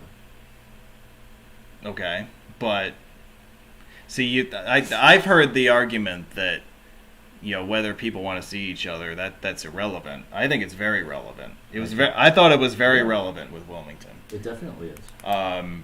And yeah, it's centrally located. It's a meet that's centrally located in the Mid-Atlantic, where you have a lot of the prominent people. But that doesn't explain why so many people came from the Midwest, right? There are people I don't even know these people, and they're showing up. Well, Michigan, Michigan could have manned up and showed up, but they didn't. Yeah. That's too bad. But we'll catch them next time, maybe. But this is now how I feel about Michigan. This is how Steve now feels about Michigan. Okay. But I really wanted to prove a point that it really didn't even matter what the venue was. That I wanted people to see each other again. That's it. Like if you looked at the itinerary for that meet that I put on a couple weeks ago, there is not one thing in that is special. There's not one thing in that hasn't been done before. We've had meets where there was a ball game afterwards. We've had that went to Bridges in Wilmington. You've had meets that have gone to Bridges. We haven't had meets that went to Bridges. You've had meets that have gone to state parks and city parks. You've had meets that have gone through construction zones. We've had meets with multiple women is pretty rare. Yeah, there were a few at that one, right? We might have set a record with that, right? And one small one. Well, she counts. She counts. She does. Yep. She might have been a limbless mutant not long ago, but she counts. She can't vote, but she counts for census purposes. Yeah. And yeah, I think that 32 people showing up is pretty incredible, considering the year that we're in. And I thought maybe a dozen would show up. I thought maybe we'd get 15 on a good day. I was not expecting 30. And I still can't believe that we got 32 people show up. That's just crazy to me. Some of it just completely defies explanation. I'm used to my ideas not being seen as good ideas. Because when I was a kid, that's what would happen. I would have an idea and I would get shouted down by somebody, whether it's my parents or people at school. So I'm not used to going out and announcing something and having people say, yeah, that's a good idea, we should do that. Like, to me, that's not supposed to happen. I'm not supposed to have 32 people at a road meet. Did you ever suggest a road meet as a kid? No, so but by association, if you continue everything from way back, if I have a suggestion for something, it's not supposed to be taken seriously. That's my point. We tried not to, and yet you still have these. Well, you tried, but you showed up anyway. So. Yeah, I spite myself. Yeah. So So is this something that you want to try doing again now that you know that you can do it? I don't know. Okay. Oh yeah, it's too soon. Okay. This was a very unusual circumstance, and I was inspired for a very specific and unusual reason that is unlikely to repeat itself. At least I hope it doesn't repeat itself. Well, look, I mean... It looks like it might be. Well, I'm talking about, like... I'm not talking about that thing. I'm talking about people's reaction to it and just chickening out. You know? I'm hoping people learned from this that, yeah, we can get together. And we can do these things. You know? But I can't answer that. Only they can answer that. As far as would I do it again, part of me says I hope not. It's hard to do better than that. It's hard to do better than what I just did. I never had a meet that had more people than my first one. Mm-hmm. But I've had many meets, and they've looked at things I wanted to see, and they've run well. The one where we all flagged down an ice cream truck afterwards was that worse than Baltimore because we didn't have as many people? Was it better because we all had ice cream? I don't know because I haven't been to Yeah. enough and I haven't hosted enough. Both of them had positive reactions. Everyone loved the ice cream truck one. Mm-hmm. So was it better? I don't know. It was a meet, and I knew from hosting the first one and having that many people and having it go well, I knew I could do this anytime I wanted to. So it became, what do I want to do? Mm-hmm. I throw that to you. As if you don't want to host another meet, then you don't have to. If you want to, don't worry about how it's going to go. Host the meets you want, and the people will show up if they want. Yeah, I mean, I want to leave the door open, for sure. But I have no idea right now if this is something that I want to try again. I think that the thing that gives me the best satisfaction is that I proved my point all along. I proved that I was right. And now that I've hosted something, now these morons on the AA Roads forum can't tell me that I don't have the right to comment on what I should do, what people should do as far as hosting a meet. Because I just put on the second most populous meet in history. And I didn't even know what the hell I was doing, and I did that. Okay, so up yours. Anyway. Thank you. I appreciate that. You know who that's directed at. I assume it's me. What else we got? All right, so I haven't really had other questions come in other than what did Rai miss while he was at dinner, which that's why this is on YouTube.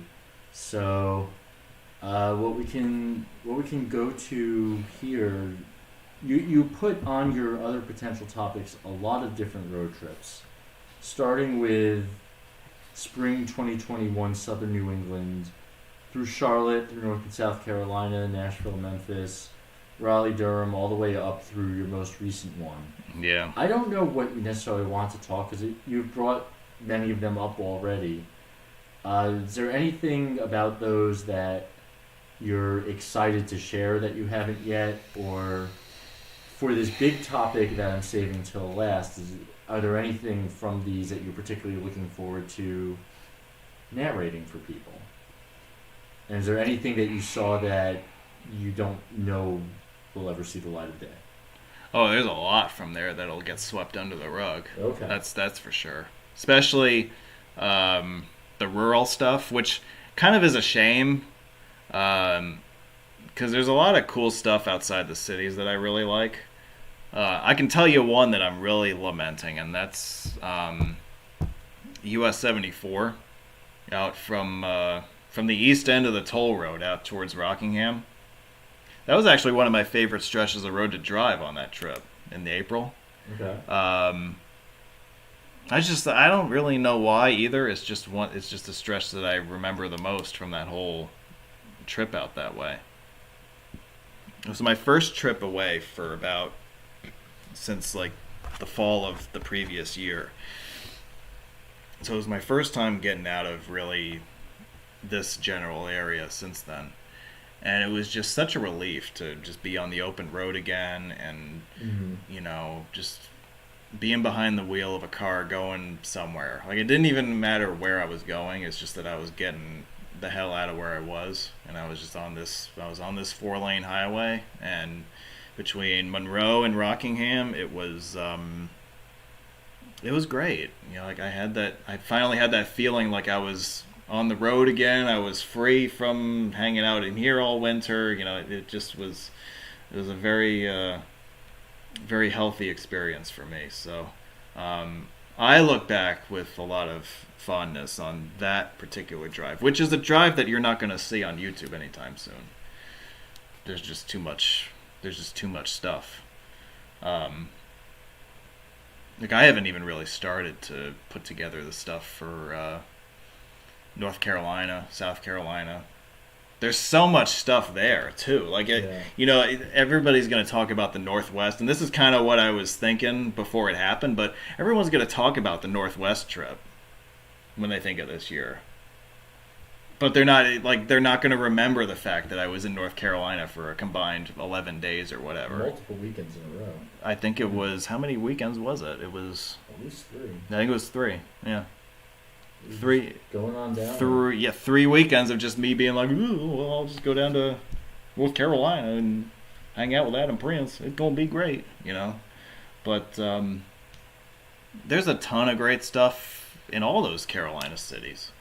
So where does that fit into this? I don't know. Like, through October 1st, I'm uploading stuff from the Pacific Northwest. So who the hell knows when that's gonna fit in?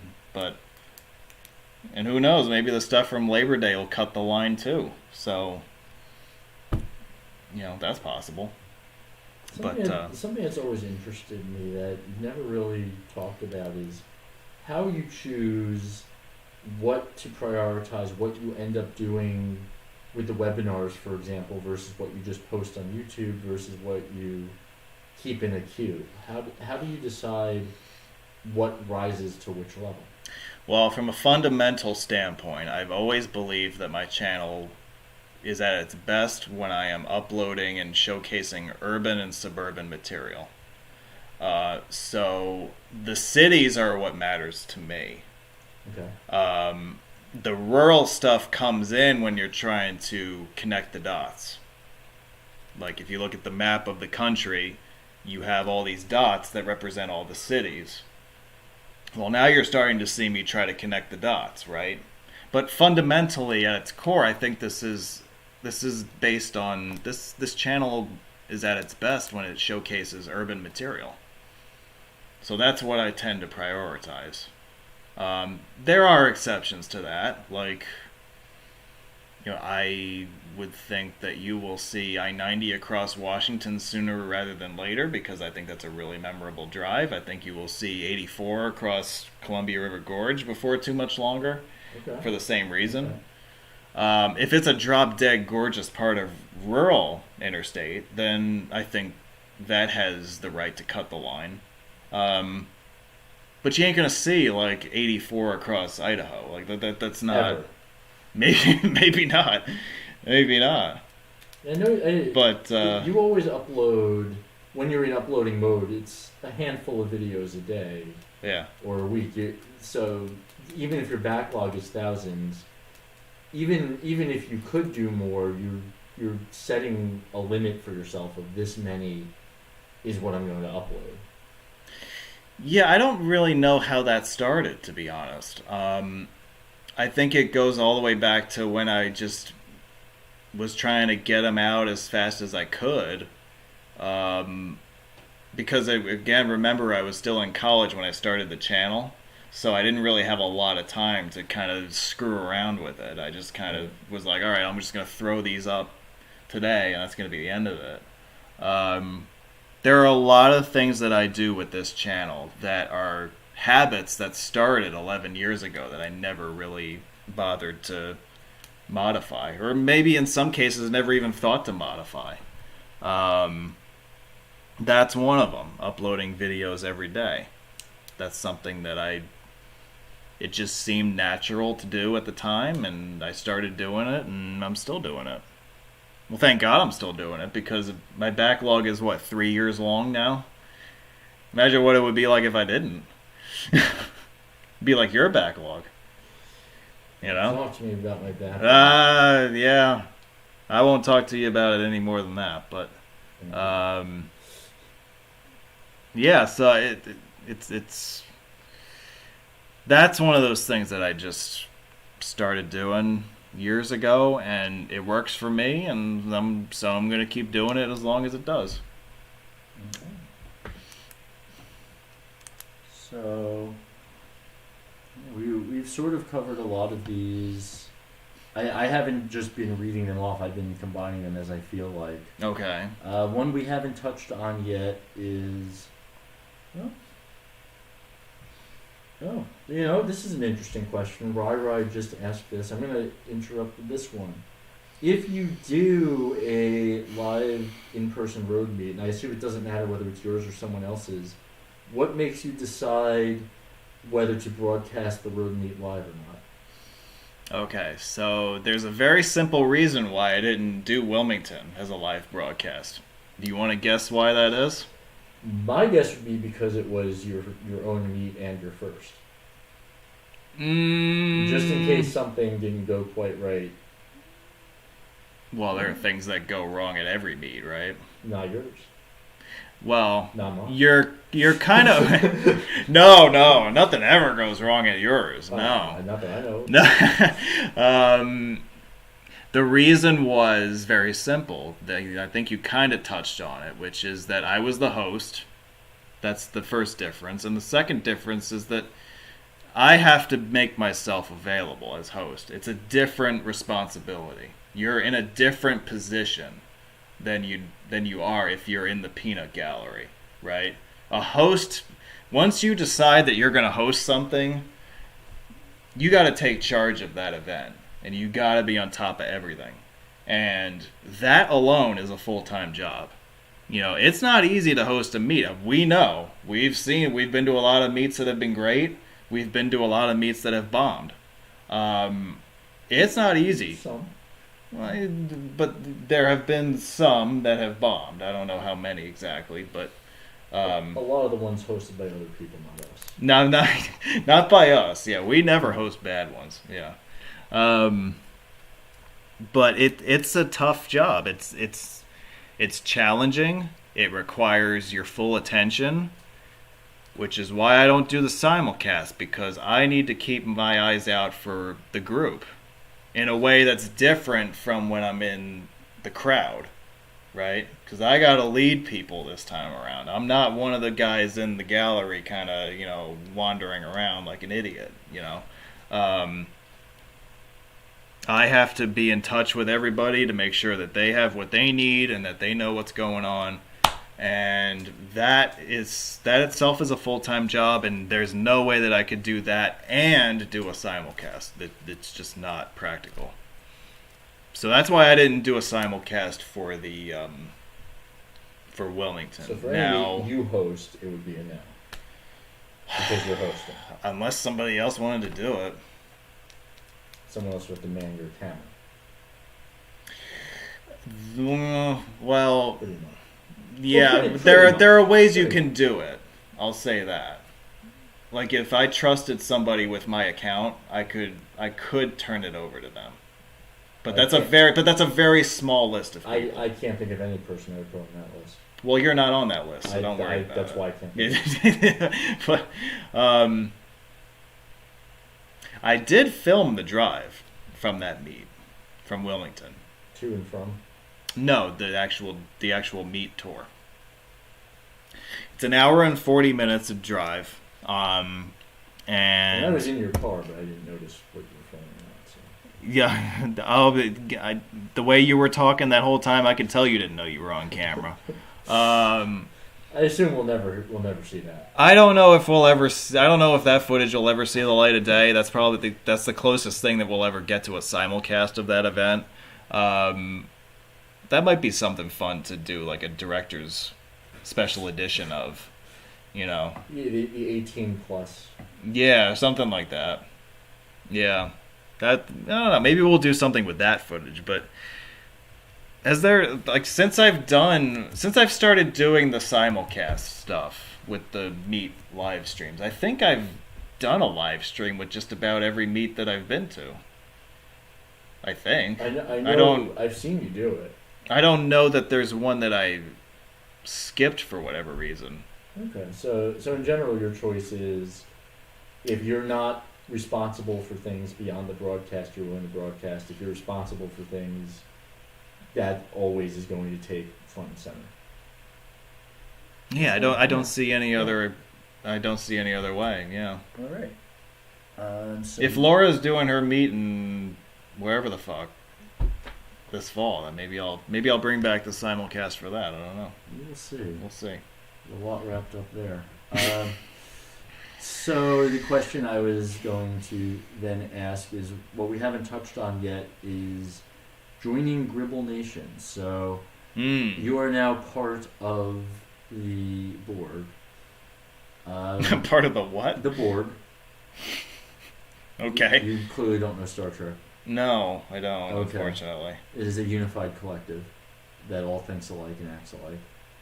Well, that's definitely not true in our case, but go on. I feel that way with Gribble Nation. Well, as the one of the only mainstream people who's not in Gribble Nation, but I've actually been invited to it. But I know you have. Yeah. I think the invitation is still open for you. It is. I do my own thing though, but you put it on here as a very open-ended, just joining Gribble Nation. So maybe to shape it just a little bit, what led your decision to join them, and just tell people what your role generally is there and why you've moved into this role.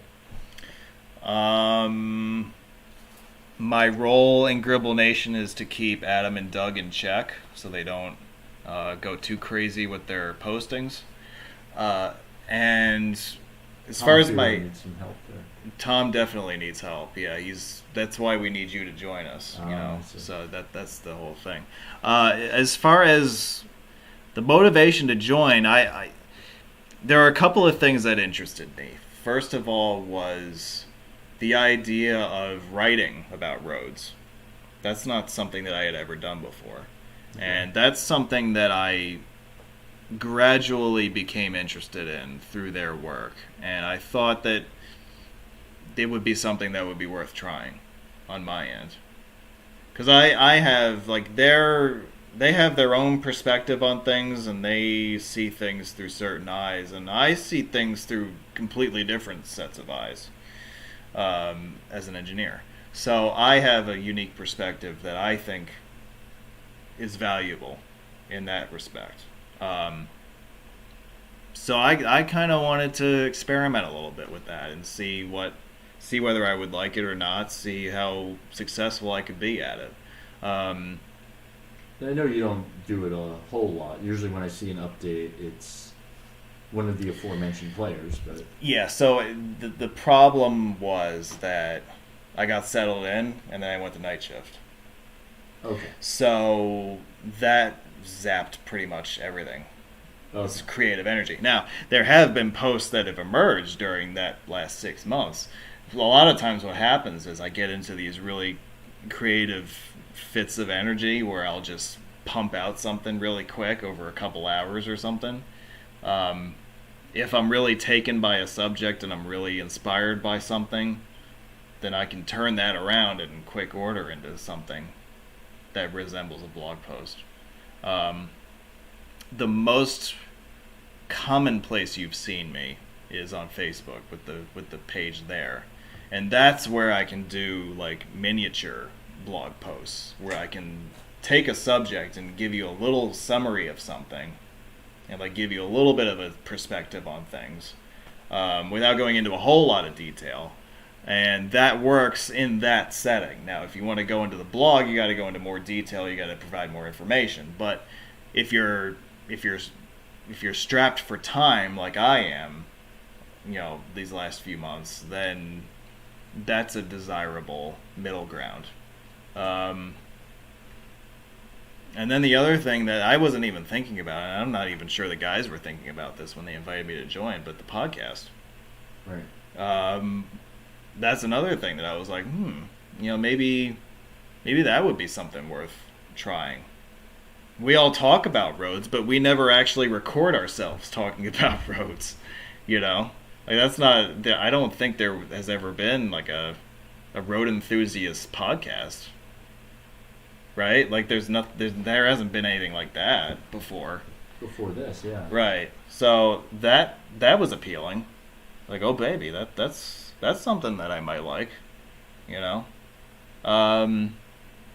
I'd like to get back into all of that, frankly. The problem has been my work schedule has been ridiculous, and when I'm not at the office, I'm traveling the country because this is kind of my season to do all that stuff. So now see, you could be combining the opportunity to talk about the little snippets of what you do on your job with the downtime you have and be broadcasting that, and thus now you've fulfilled everything all at once.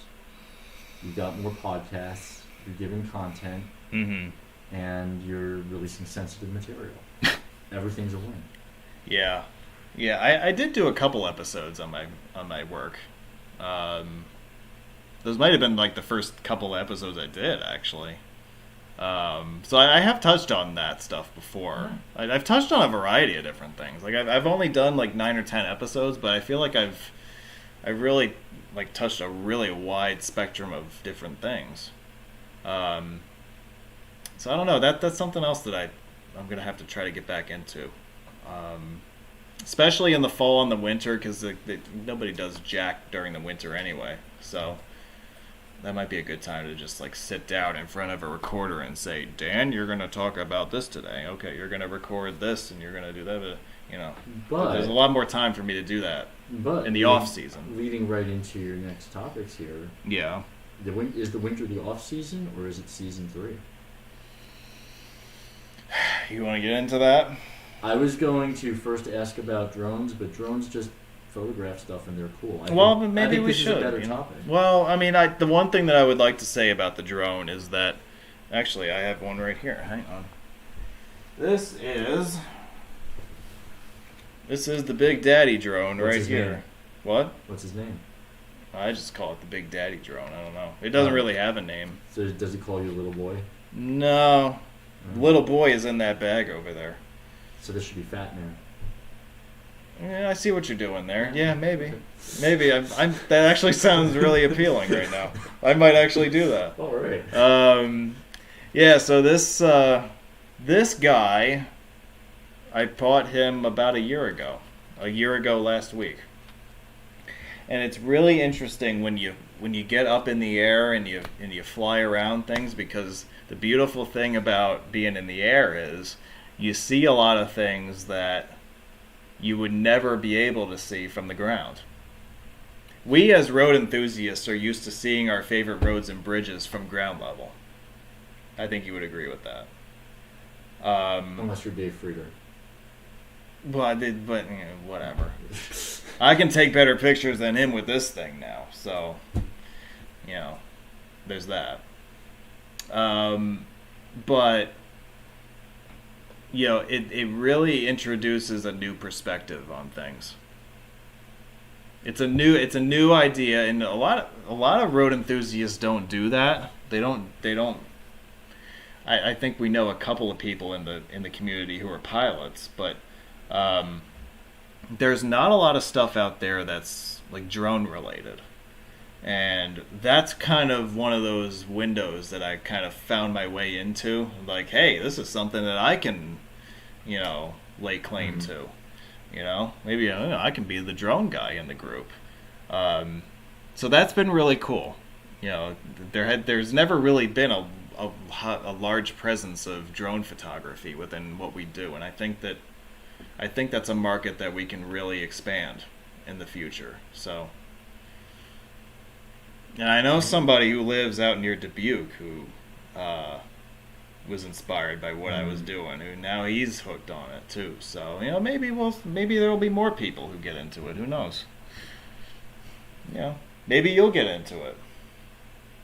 I like watching people use drones. You like watching people. You don't actually want to do it. Okay. I've still got enough places to photograph on my own that I don't need to worry about adding a drone to that repertoire. Okay. That's fair. Everyone's got their things. Everybody does. Maybe the drone stuff is my thing. Who knows? So since we put off discussing possible season 3, the only other topic in this entire list that you put together that we haven't talked about is season 1 and 2 reflections. But I think that leads into season 3 based on how you feel about 1 and 2. So I would guide this by saying, talk about the good, the bad, what you would want to bring to a season 3, and then you could talk to us about what's going to possibly happen. The good parts of season 1 and 2 were any episodes that Steve was not a part of. The bad parts of season 1 and 2 were every episode that Steve was a part of. Especially when he spoke up, right? Yes, that was the worst. I hated those moments. I did too. I should by Steve, you mean Dan. No, you can go along with that if you want. I think that what I would like to do in the fall is go back and bring this and try to get a hold of it and bring it back to what it was always supposed to be, which was a every so often thing that people could do like once a month, maybe. Okay. That was always the original intent of that these. You would have one up to every week, but that different people would be involved, or that you yourself would only do it once a month or so. I would only do it once a month. That was the original point of all this. Okay. It got completely out of control the last year and a half, but I think we understand why. Right. But that was not why I came up with that idea. The idea was, if I go to a few cities a year, then I can put together like a little academy episode, like once a month or something on a city that I've been to in the past year, and that's, you do that and that's it. The idea for the webinar, you know how that started? Because I was taking online review classes for the PE exam. And I really liked the presentation style of somebody just remotely logged in and like going through a slideshow of some kind. And then I kind of, from that, I was thinking about, well, you could do that for roads. And if you knew what you were doing, it would look good, and if you knew what you were talking about, it would sound good. And so you thought you could fake it well enough that people would think that. I fake every episode because I don't know what the hell I'm talking about. That's why I have you guys on. Yeah, I don't know. I don't know what either of us are talking about. But really though, like you guys know way more about roads than I do. Especially some of you guys who are more, regionally, based. Like some of you know more about some parts of the country than others. You guys know shit that there's no way that I would ever figure out on my own. So that's why I have you guys on to fill in that space. But that was kind of how that started, and I only really wanted it to be like one episode a month. In an ideal world, what a season 3 would look like is 10 episods. Okay. That's it. Which total, like 10 episodes over 3 or 4 months. That's right. it. So it's, as you say, it's still a lot more than one a month, but. Well, the other thing to keep in mind is that I've got probably, if you take all the travel I did this year, plus some other stuff that is kind of lying around, you've got 40 episodes in the bank. Mm-hmm. So you can afford to do a few more than 10. Yeah. I bet like if you took all of those, you could probably do 2 full seasons of the scale that we did already. But I mean, and I'm open about my own issues, but you don't want to burn out, and right. Yeah, I very much understand that. I think that I definitely got there last season. Okay. And I'm very aware of that, and I don't want that to happen again. And so I want to scale back. which again would be in conformance with what the original vision of this whole thing was in the first place. Right. I also want to see, well, assuming this happens, I'm going to want to see people take more of a leadership role themselves in helping put this stuff together, because I'm kind of at the point where I don't know that it makes a lot of sense for me to do it all myself anymore. How would other people be able to have a role in what you do? What's your vision there? As far as putting together the slideshows. Okay, so you're still presenting, hosting, whatever, but now some of the content is no longer being generated by your own hands. Right. Okay. It's being generated by the people who would be on the panel that week. So if we did, like, let's say we did an episode on, I don't know, Baltimore. The people who were going to be the co-hosts of that, I would want them to kind of say, hey, you know, here's some stuff for you to put together, you know, something like that. And if they didn't, they would be off the panel, or you wouldn't host it? I would burn them all at the stake. That's what I would do. I'd be like, you're fired. Yeah, I mean, from a mental health standpoint, as a certain famous guy once said, was that? From a mental health standpoint, there's a value there to saying, look, you know, I'm not doing this all myself. If this isn't ready in time, we're just not going to do it. So if you want it to happen, you're going to have to help.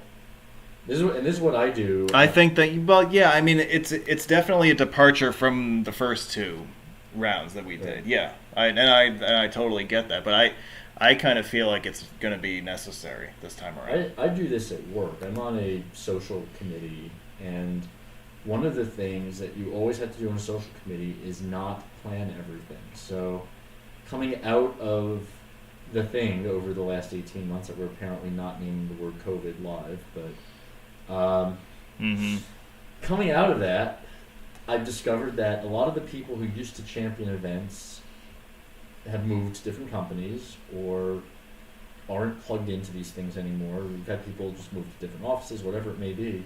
So all of the events that are starting up seem to be falling to me, or more generally to the three of us who head the committee. And I reached out to someone else relatively new to the office who seemed enthusiastic about this, and I told her, can you help with this so we can do this?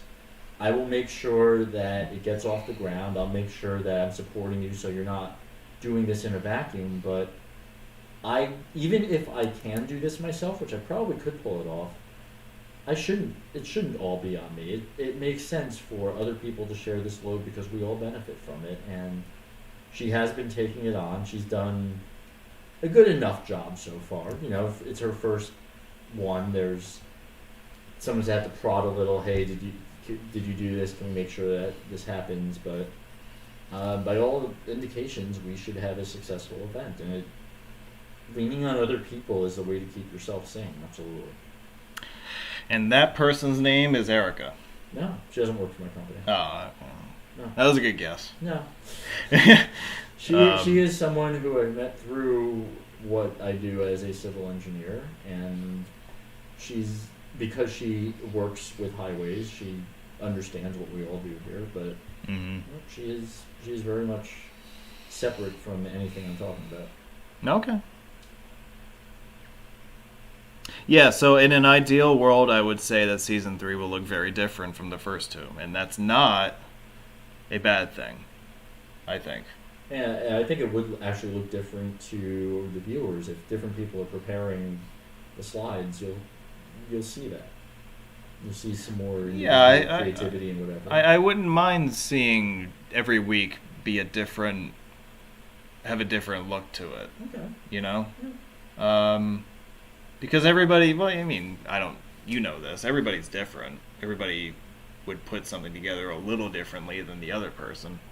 Sure. Yeah. So, yeah, I'm definitely open to that. So, I don't know. Well, you know, the thing is that I haven't really been thinking too hard about it. I still feel like it's a little too early to put serious thought into it. But I will say that if you know where I've been this year since late March, that's your material. that we have to pick from. Okay. And notice how I say pick from, because, we'll get together and we'll decide what we want to do. But, I mean, you've got a lot of different options you can go with. Now, I'm going to throw one other thing on there that we haven't talked about. Please. Interviews. You've indicated to me that you want to do a second round of the interview series, potentially. Well, it may be time to do some follow-ups. That's something I've been thinking about. Okay. I have people in mind for that, and I'm still open to going into new territory with that also. So the interviews were fun. I have to give Corco a lot of credit. I don't think he gets enough credit for doing the interview that he did with me, because he was the first one to do it, and it's not easy to do something when you're not only not sure exactly what the hell it is you're supposed to be doing, but you're not even sure how it's going to go, because you've never talked one-on-one with this person before. Mm-hmm. I've known Corco, through the forum and through chat for a long time, but I've never actually talked with him before. Like, we've never sat in a room and talked for 2 hours. There's good reasons for that. Well, I'm finding that out now. So I had no idea what the hell was going to happen. I thought he was a nice dude and that it might work. But then you learned. And then I learned. But it was after we did the interview. Fair enough. See, it was such an awesome experience to do that with him, because that made me think that the interview thing had a chance to work. Okay. Because if I could do it with him, and I didn't know who the hell he was until like 2 hours before I started, the live stream, then I felt like it would have a chance with people like you and people like, I don't like being Laura, lumped in as a person. Well, whatever you want to be lumped in as, but I felt like it would work with a bunch of people if it would work with him, and I think that's definitely, it's definitely worked out pretty well. We've had some interesting personalities. On the interview series, I would say almost all the interviews went well. I don't think mine. What? I know we've talked about that. We've talked about yours. Yeah. And I Well, I'll put it to you this way: there's way more for us to talk about than 2 hours allows. And there's way more for us to talk about than the one topic we kept landing on that nobody liked. Well, sure, but that there's more to talk about than what 2 hours allows us to talk about. That's fair. And that's the case with multiple people, which is why the follow-up thing makes sense. Fair enough. But just think about the different, the scope of people that actually did it. There was you, there was Corco. We got freaking Rob Adams to do it. Yeah. We got freaking Steve Anderson to do it. I mean, there was a whole spectrum of people who did this. And again, that's one of those things when I was talking about meats and I was saying that this is not supposed to go well. Like, that stuff is not supposed to go well for me. But it did. I don't know why, but it did. You realize that like the last 18 months has been like this entire like eye-opening experience for me all at once. You keep trying things and they keep succeeding somehow. I don't understand that. It's because you put them together well with thought and you noticed a void in something you want to see, and it turns out some other people also want to see those same things. See, that's crazy to me. You're not alone. And unfortunately, you found a community of geeks like you, and you're stuck with us now. Well, I've definitely felt like I was stuck with you guys for a while. Yeah. One of us. Yeah. But that's just one of the things that I always come back to with the road meet, for instance. Like, yeah. Why did that happen? I don't understand that. I would never think that you would host a bad road meet based on the way you put these seasons of videos together. I knew you knew how to organize things. See, I'm not really, it's interesting you say that, because I'm not really a big fan of me. And I think the people on here right now would disagree. and a lot of the people who That's cool. aren't here would also disagree. That's cool. They can do them. That's Other fine. than the people you work with, I bet you'd be hard pressed to find other people who aren't fans of you. And that's just because of the people you work with. Well, the people I work with are assholes. Yeah. So whatever. But And so is Bill, but he actually likes you. So who now? Bill, Who are we talking about? Which Bill? That Bill? that Bill. Oh, that okay. You said asshole, so I figured. Oh yeah, the webmaster of assholeroads.com or whatever. Yeah, that guy. Okay. Yeah, this might surprise people, but I'm not a big fan of me. Even today. It doesn't surprise me because I just spent 3 hours over drinks and what was supposed to be lunch, talking to someone else who's not a big fan of herself, and all I kept saying is you don't give yourself enough credit. And if other people like you, just accept that you're better than you might think and deal with it. Well, you know what? I'm glad you brought that up because that's a good point too. That's a lesson that I've learned this year. But to finish up what I was saying before, like I think I'm all right. I'm not the biggest fan of me. Like you know what I think of when I think of me? I think I'm competent. I don't think I'm great. I think I'm competent. And in an age of incompetence, and there's a whole there's a whole lot of incompetence out there, okay, folks? Whether you look at the forum on AA Roads, you look at other YouTube channels, other websites, especially this guy's website. Politics. Whatever. We are in an age of incompetence. So if I show up and I'm competent, well, all of a sudden I look great compared to everybody else. Yes. You know? Yes. So I think you're underrating how important and valuable competency is. Maybe. But see, like, I think of greatness as being great. I don't think I'm great. I think I'm okay. I can do the job, right? I think we've established that. And that is rare. You think it's rare? Because I can. It's rarer than you give it credit for. I think we learned that I can host meets. We've learned that I can host online events. I'm not a bad photographer. You know, the drone. This guy helps. You have never destroyed one of your drones while filming. Not yet. That level. Maybe next weekend that'll change. You're not just competent. You're competent in multiple areas consistently. Yeah, extremely rare. I have a diverse portfolio of competency. That is extremely rare. I would not say that I have a diverse portfolio of greatness. I didn't ask for that. Okay. I just want to make clear that there's a difference there. Just having a diverse portfolio of competency is in itself extremely rare.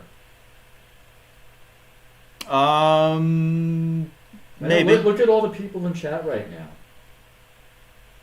Compare yourself to them. Well, I don't mean to Hi, say. People. I don't mean to say anything negative about the people in chat, but you're kind of right because they don't have channels. They're not photographers. They're not drone pilots. They're not hosting road meets. I'm the only one in that group, I think, that does that stuff. You're right? by far the most consistently competent person. See, look, I just screwed up. You haven't screwed up. Yeah. I saw.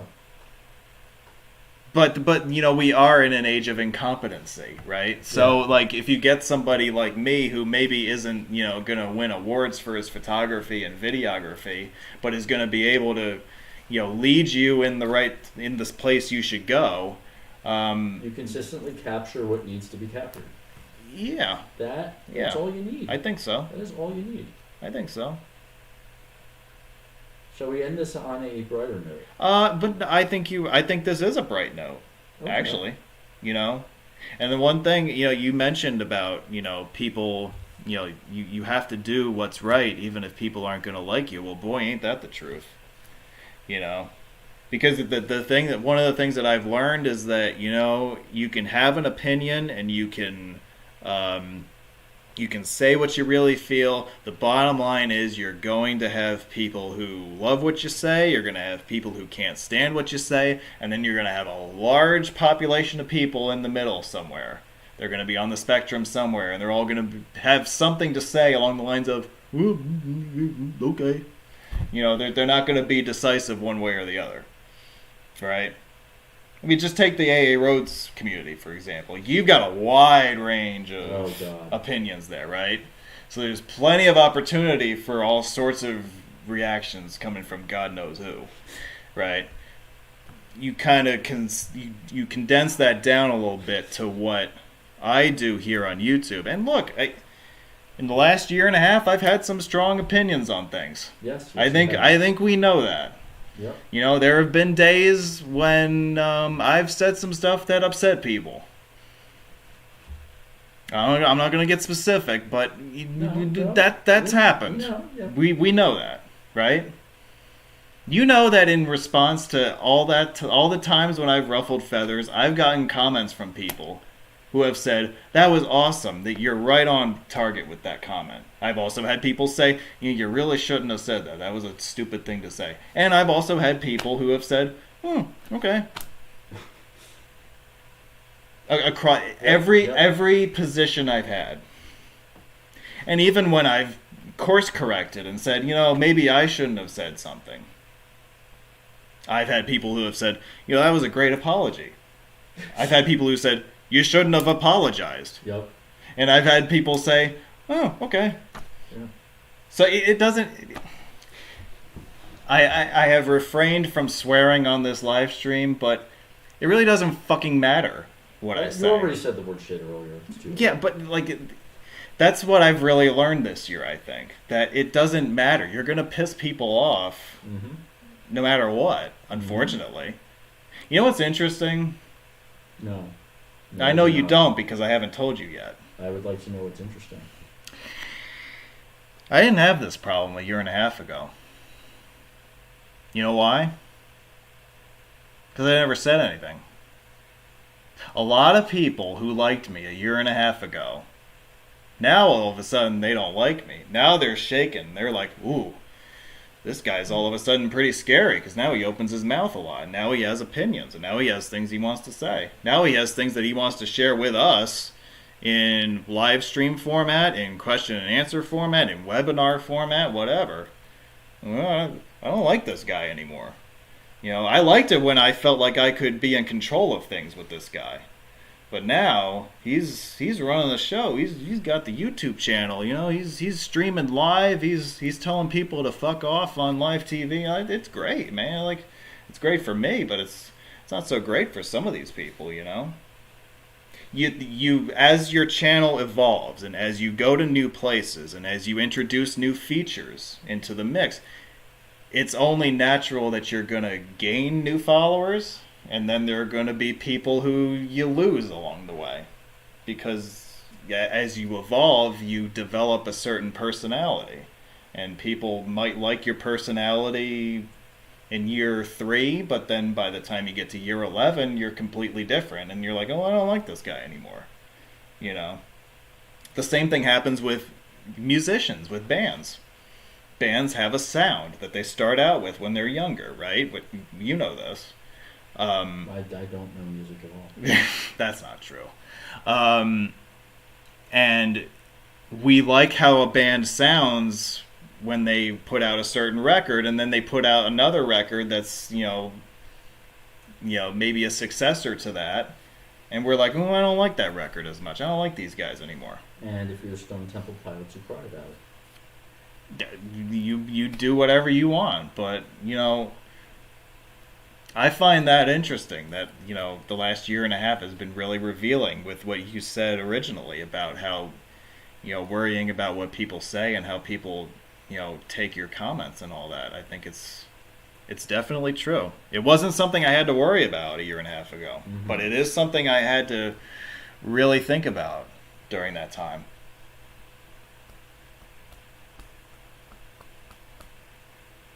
All right. I said a lot there, didn't I? Yeah. I sure did. So did I say a lot there, folks? Am I holding back too much, or should I say more? What do you think? I got one question during that time that is totally 180 degrees from all of that. Okay. What has been your least favorite highway to drive on? I was gonna say what I had in mind, but I don't think I want to because you won't like what I have to say. Is it one that... I was gonna name the street that you live on. That'd probably be the wrong answer.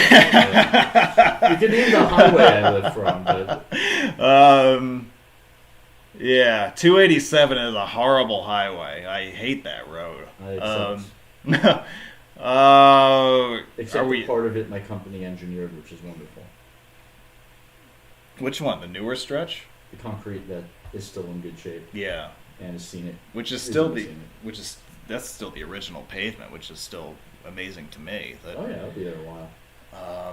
Yeah. Was the question in terms of like nationally, or? I think so. I think it's just.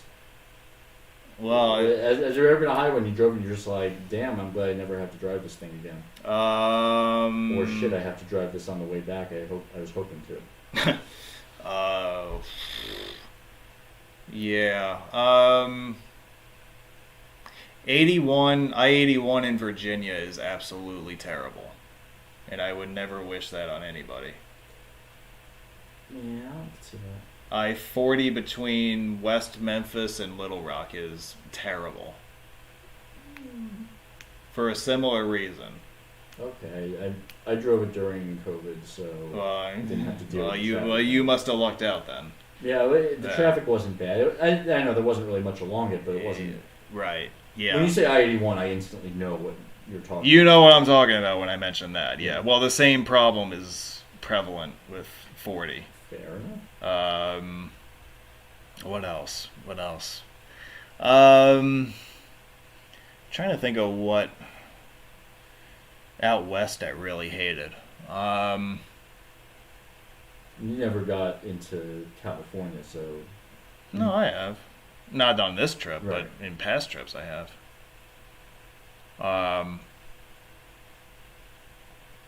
don't know, there's nothing in California I really detested that I've driven. Even for those same reasons, though.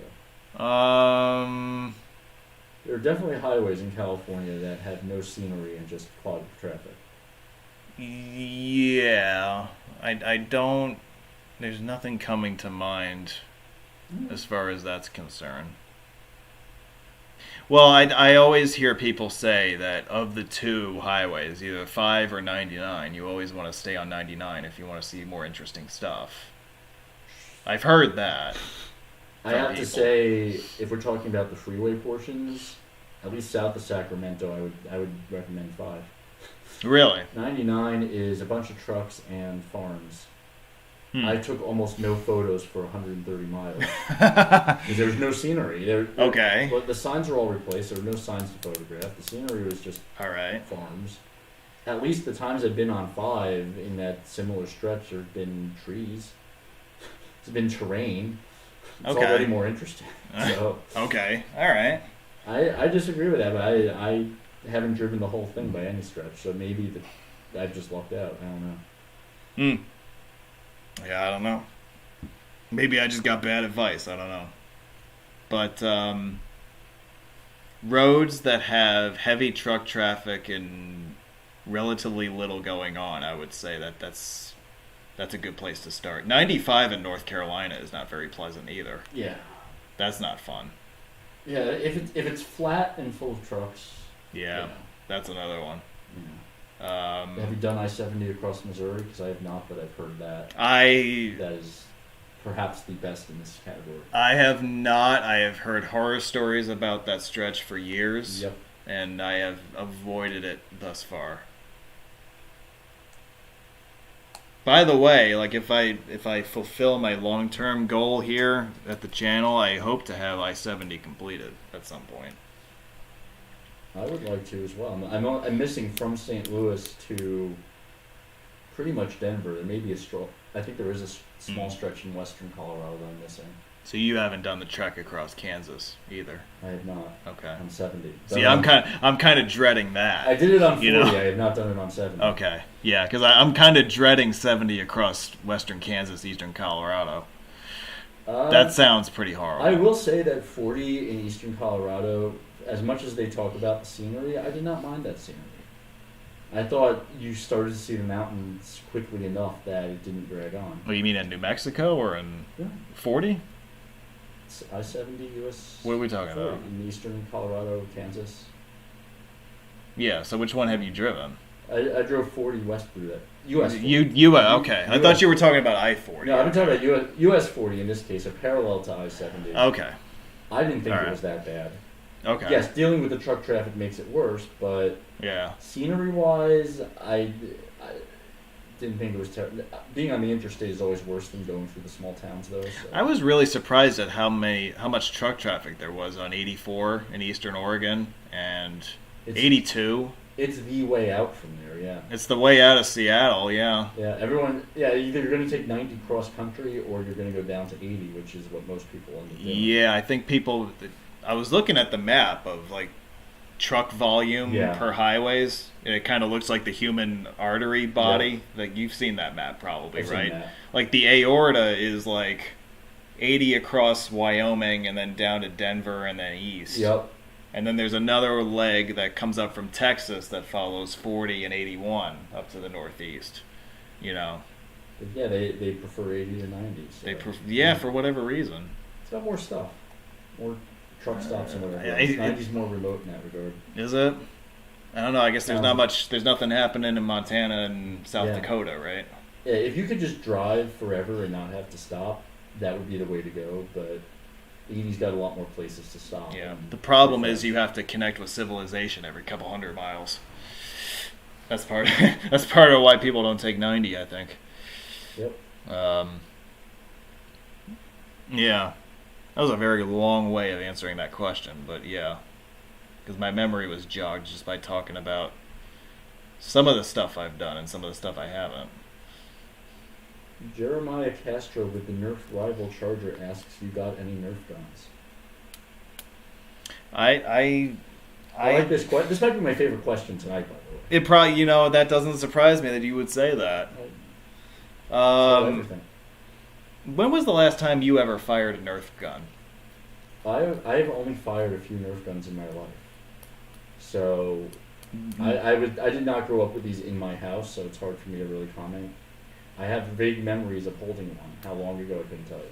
Yes, this is the part of the program where we talk about Nerf guns, okay? Oh, yeah. I'm trying to remember the last time I even held one, let alone fired one.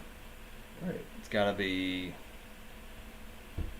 high school, maybe? Like, I really don't remember. Yeah, because New Jersey outlaws Nerf guns, so... They do not outlaw Nerf guns. They're guns. They're not Nerf guns, you have to have a Nerf though. license to have a Nerf gun. Oh, come on. That's not true. You can't have the rapid reloading automatic Nerf guns either. Are there any other questions, or should we wrap up? That's all the questions I got. That's all the questions you got? I think we're good. All right. Well, I'm sorry we had to end on a Nerf gun question, folks. I think it was a great one. Yeah. Steve thinks we ended with the best one. Well, I think we touched on everything. Wow, we've been live for almost 2.5 hours. All right. Well, I think that's enough for today. I want to thank you, even though you were a pain in the ass, for co-hosting. That's why you brought me. That is why. I'm glad I had you. And thank you to everybody who submitted a question, whether it was ahead of time or live today. It was great to hear from you guys. If you submitted a super chat, thank you very much again for that. It was nice to hear from all of you and to talk with all of you, and hopefully we can do this again sometime soon. I know we don't do this often enough, but I don't know, maybe that'll change in the future. So I think we're going to wrap this up here. And I'm going to say thank you very much to everybody who joined us. And I look forward to talking to you all again next time. So have a good rest of your weekend. Have a good month of August. And we'll talk soon. Cheers, everybody.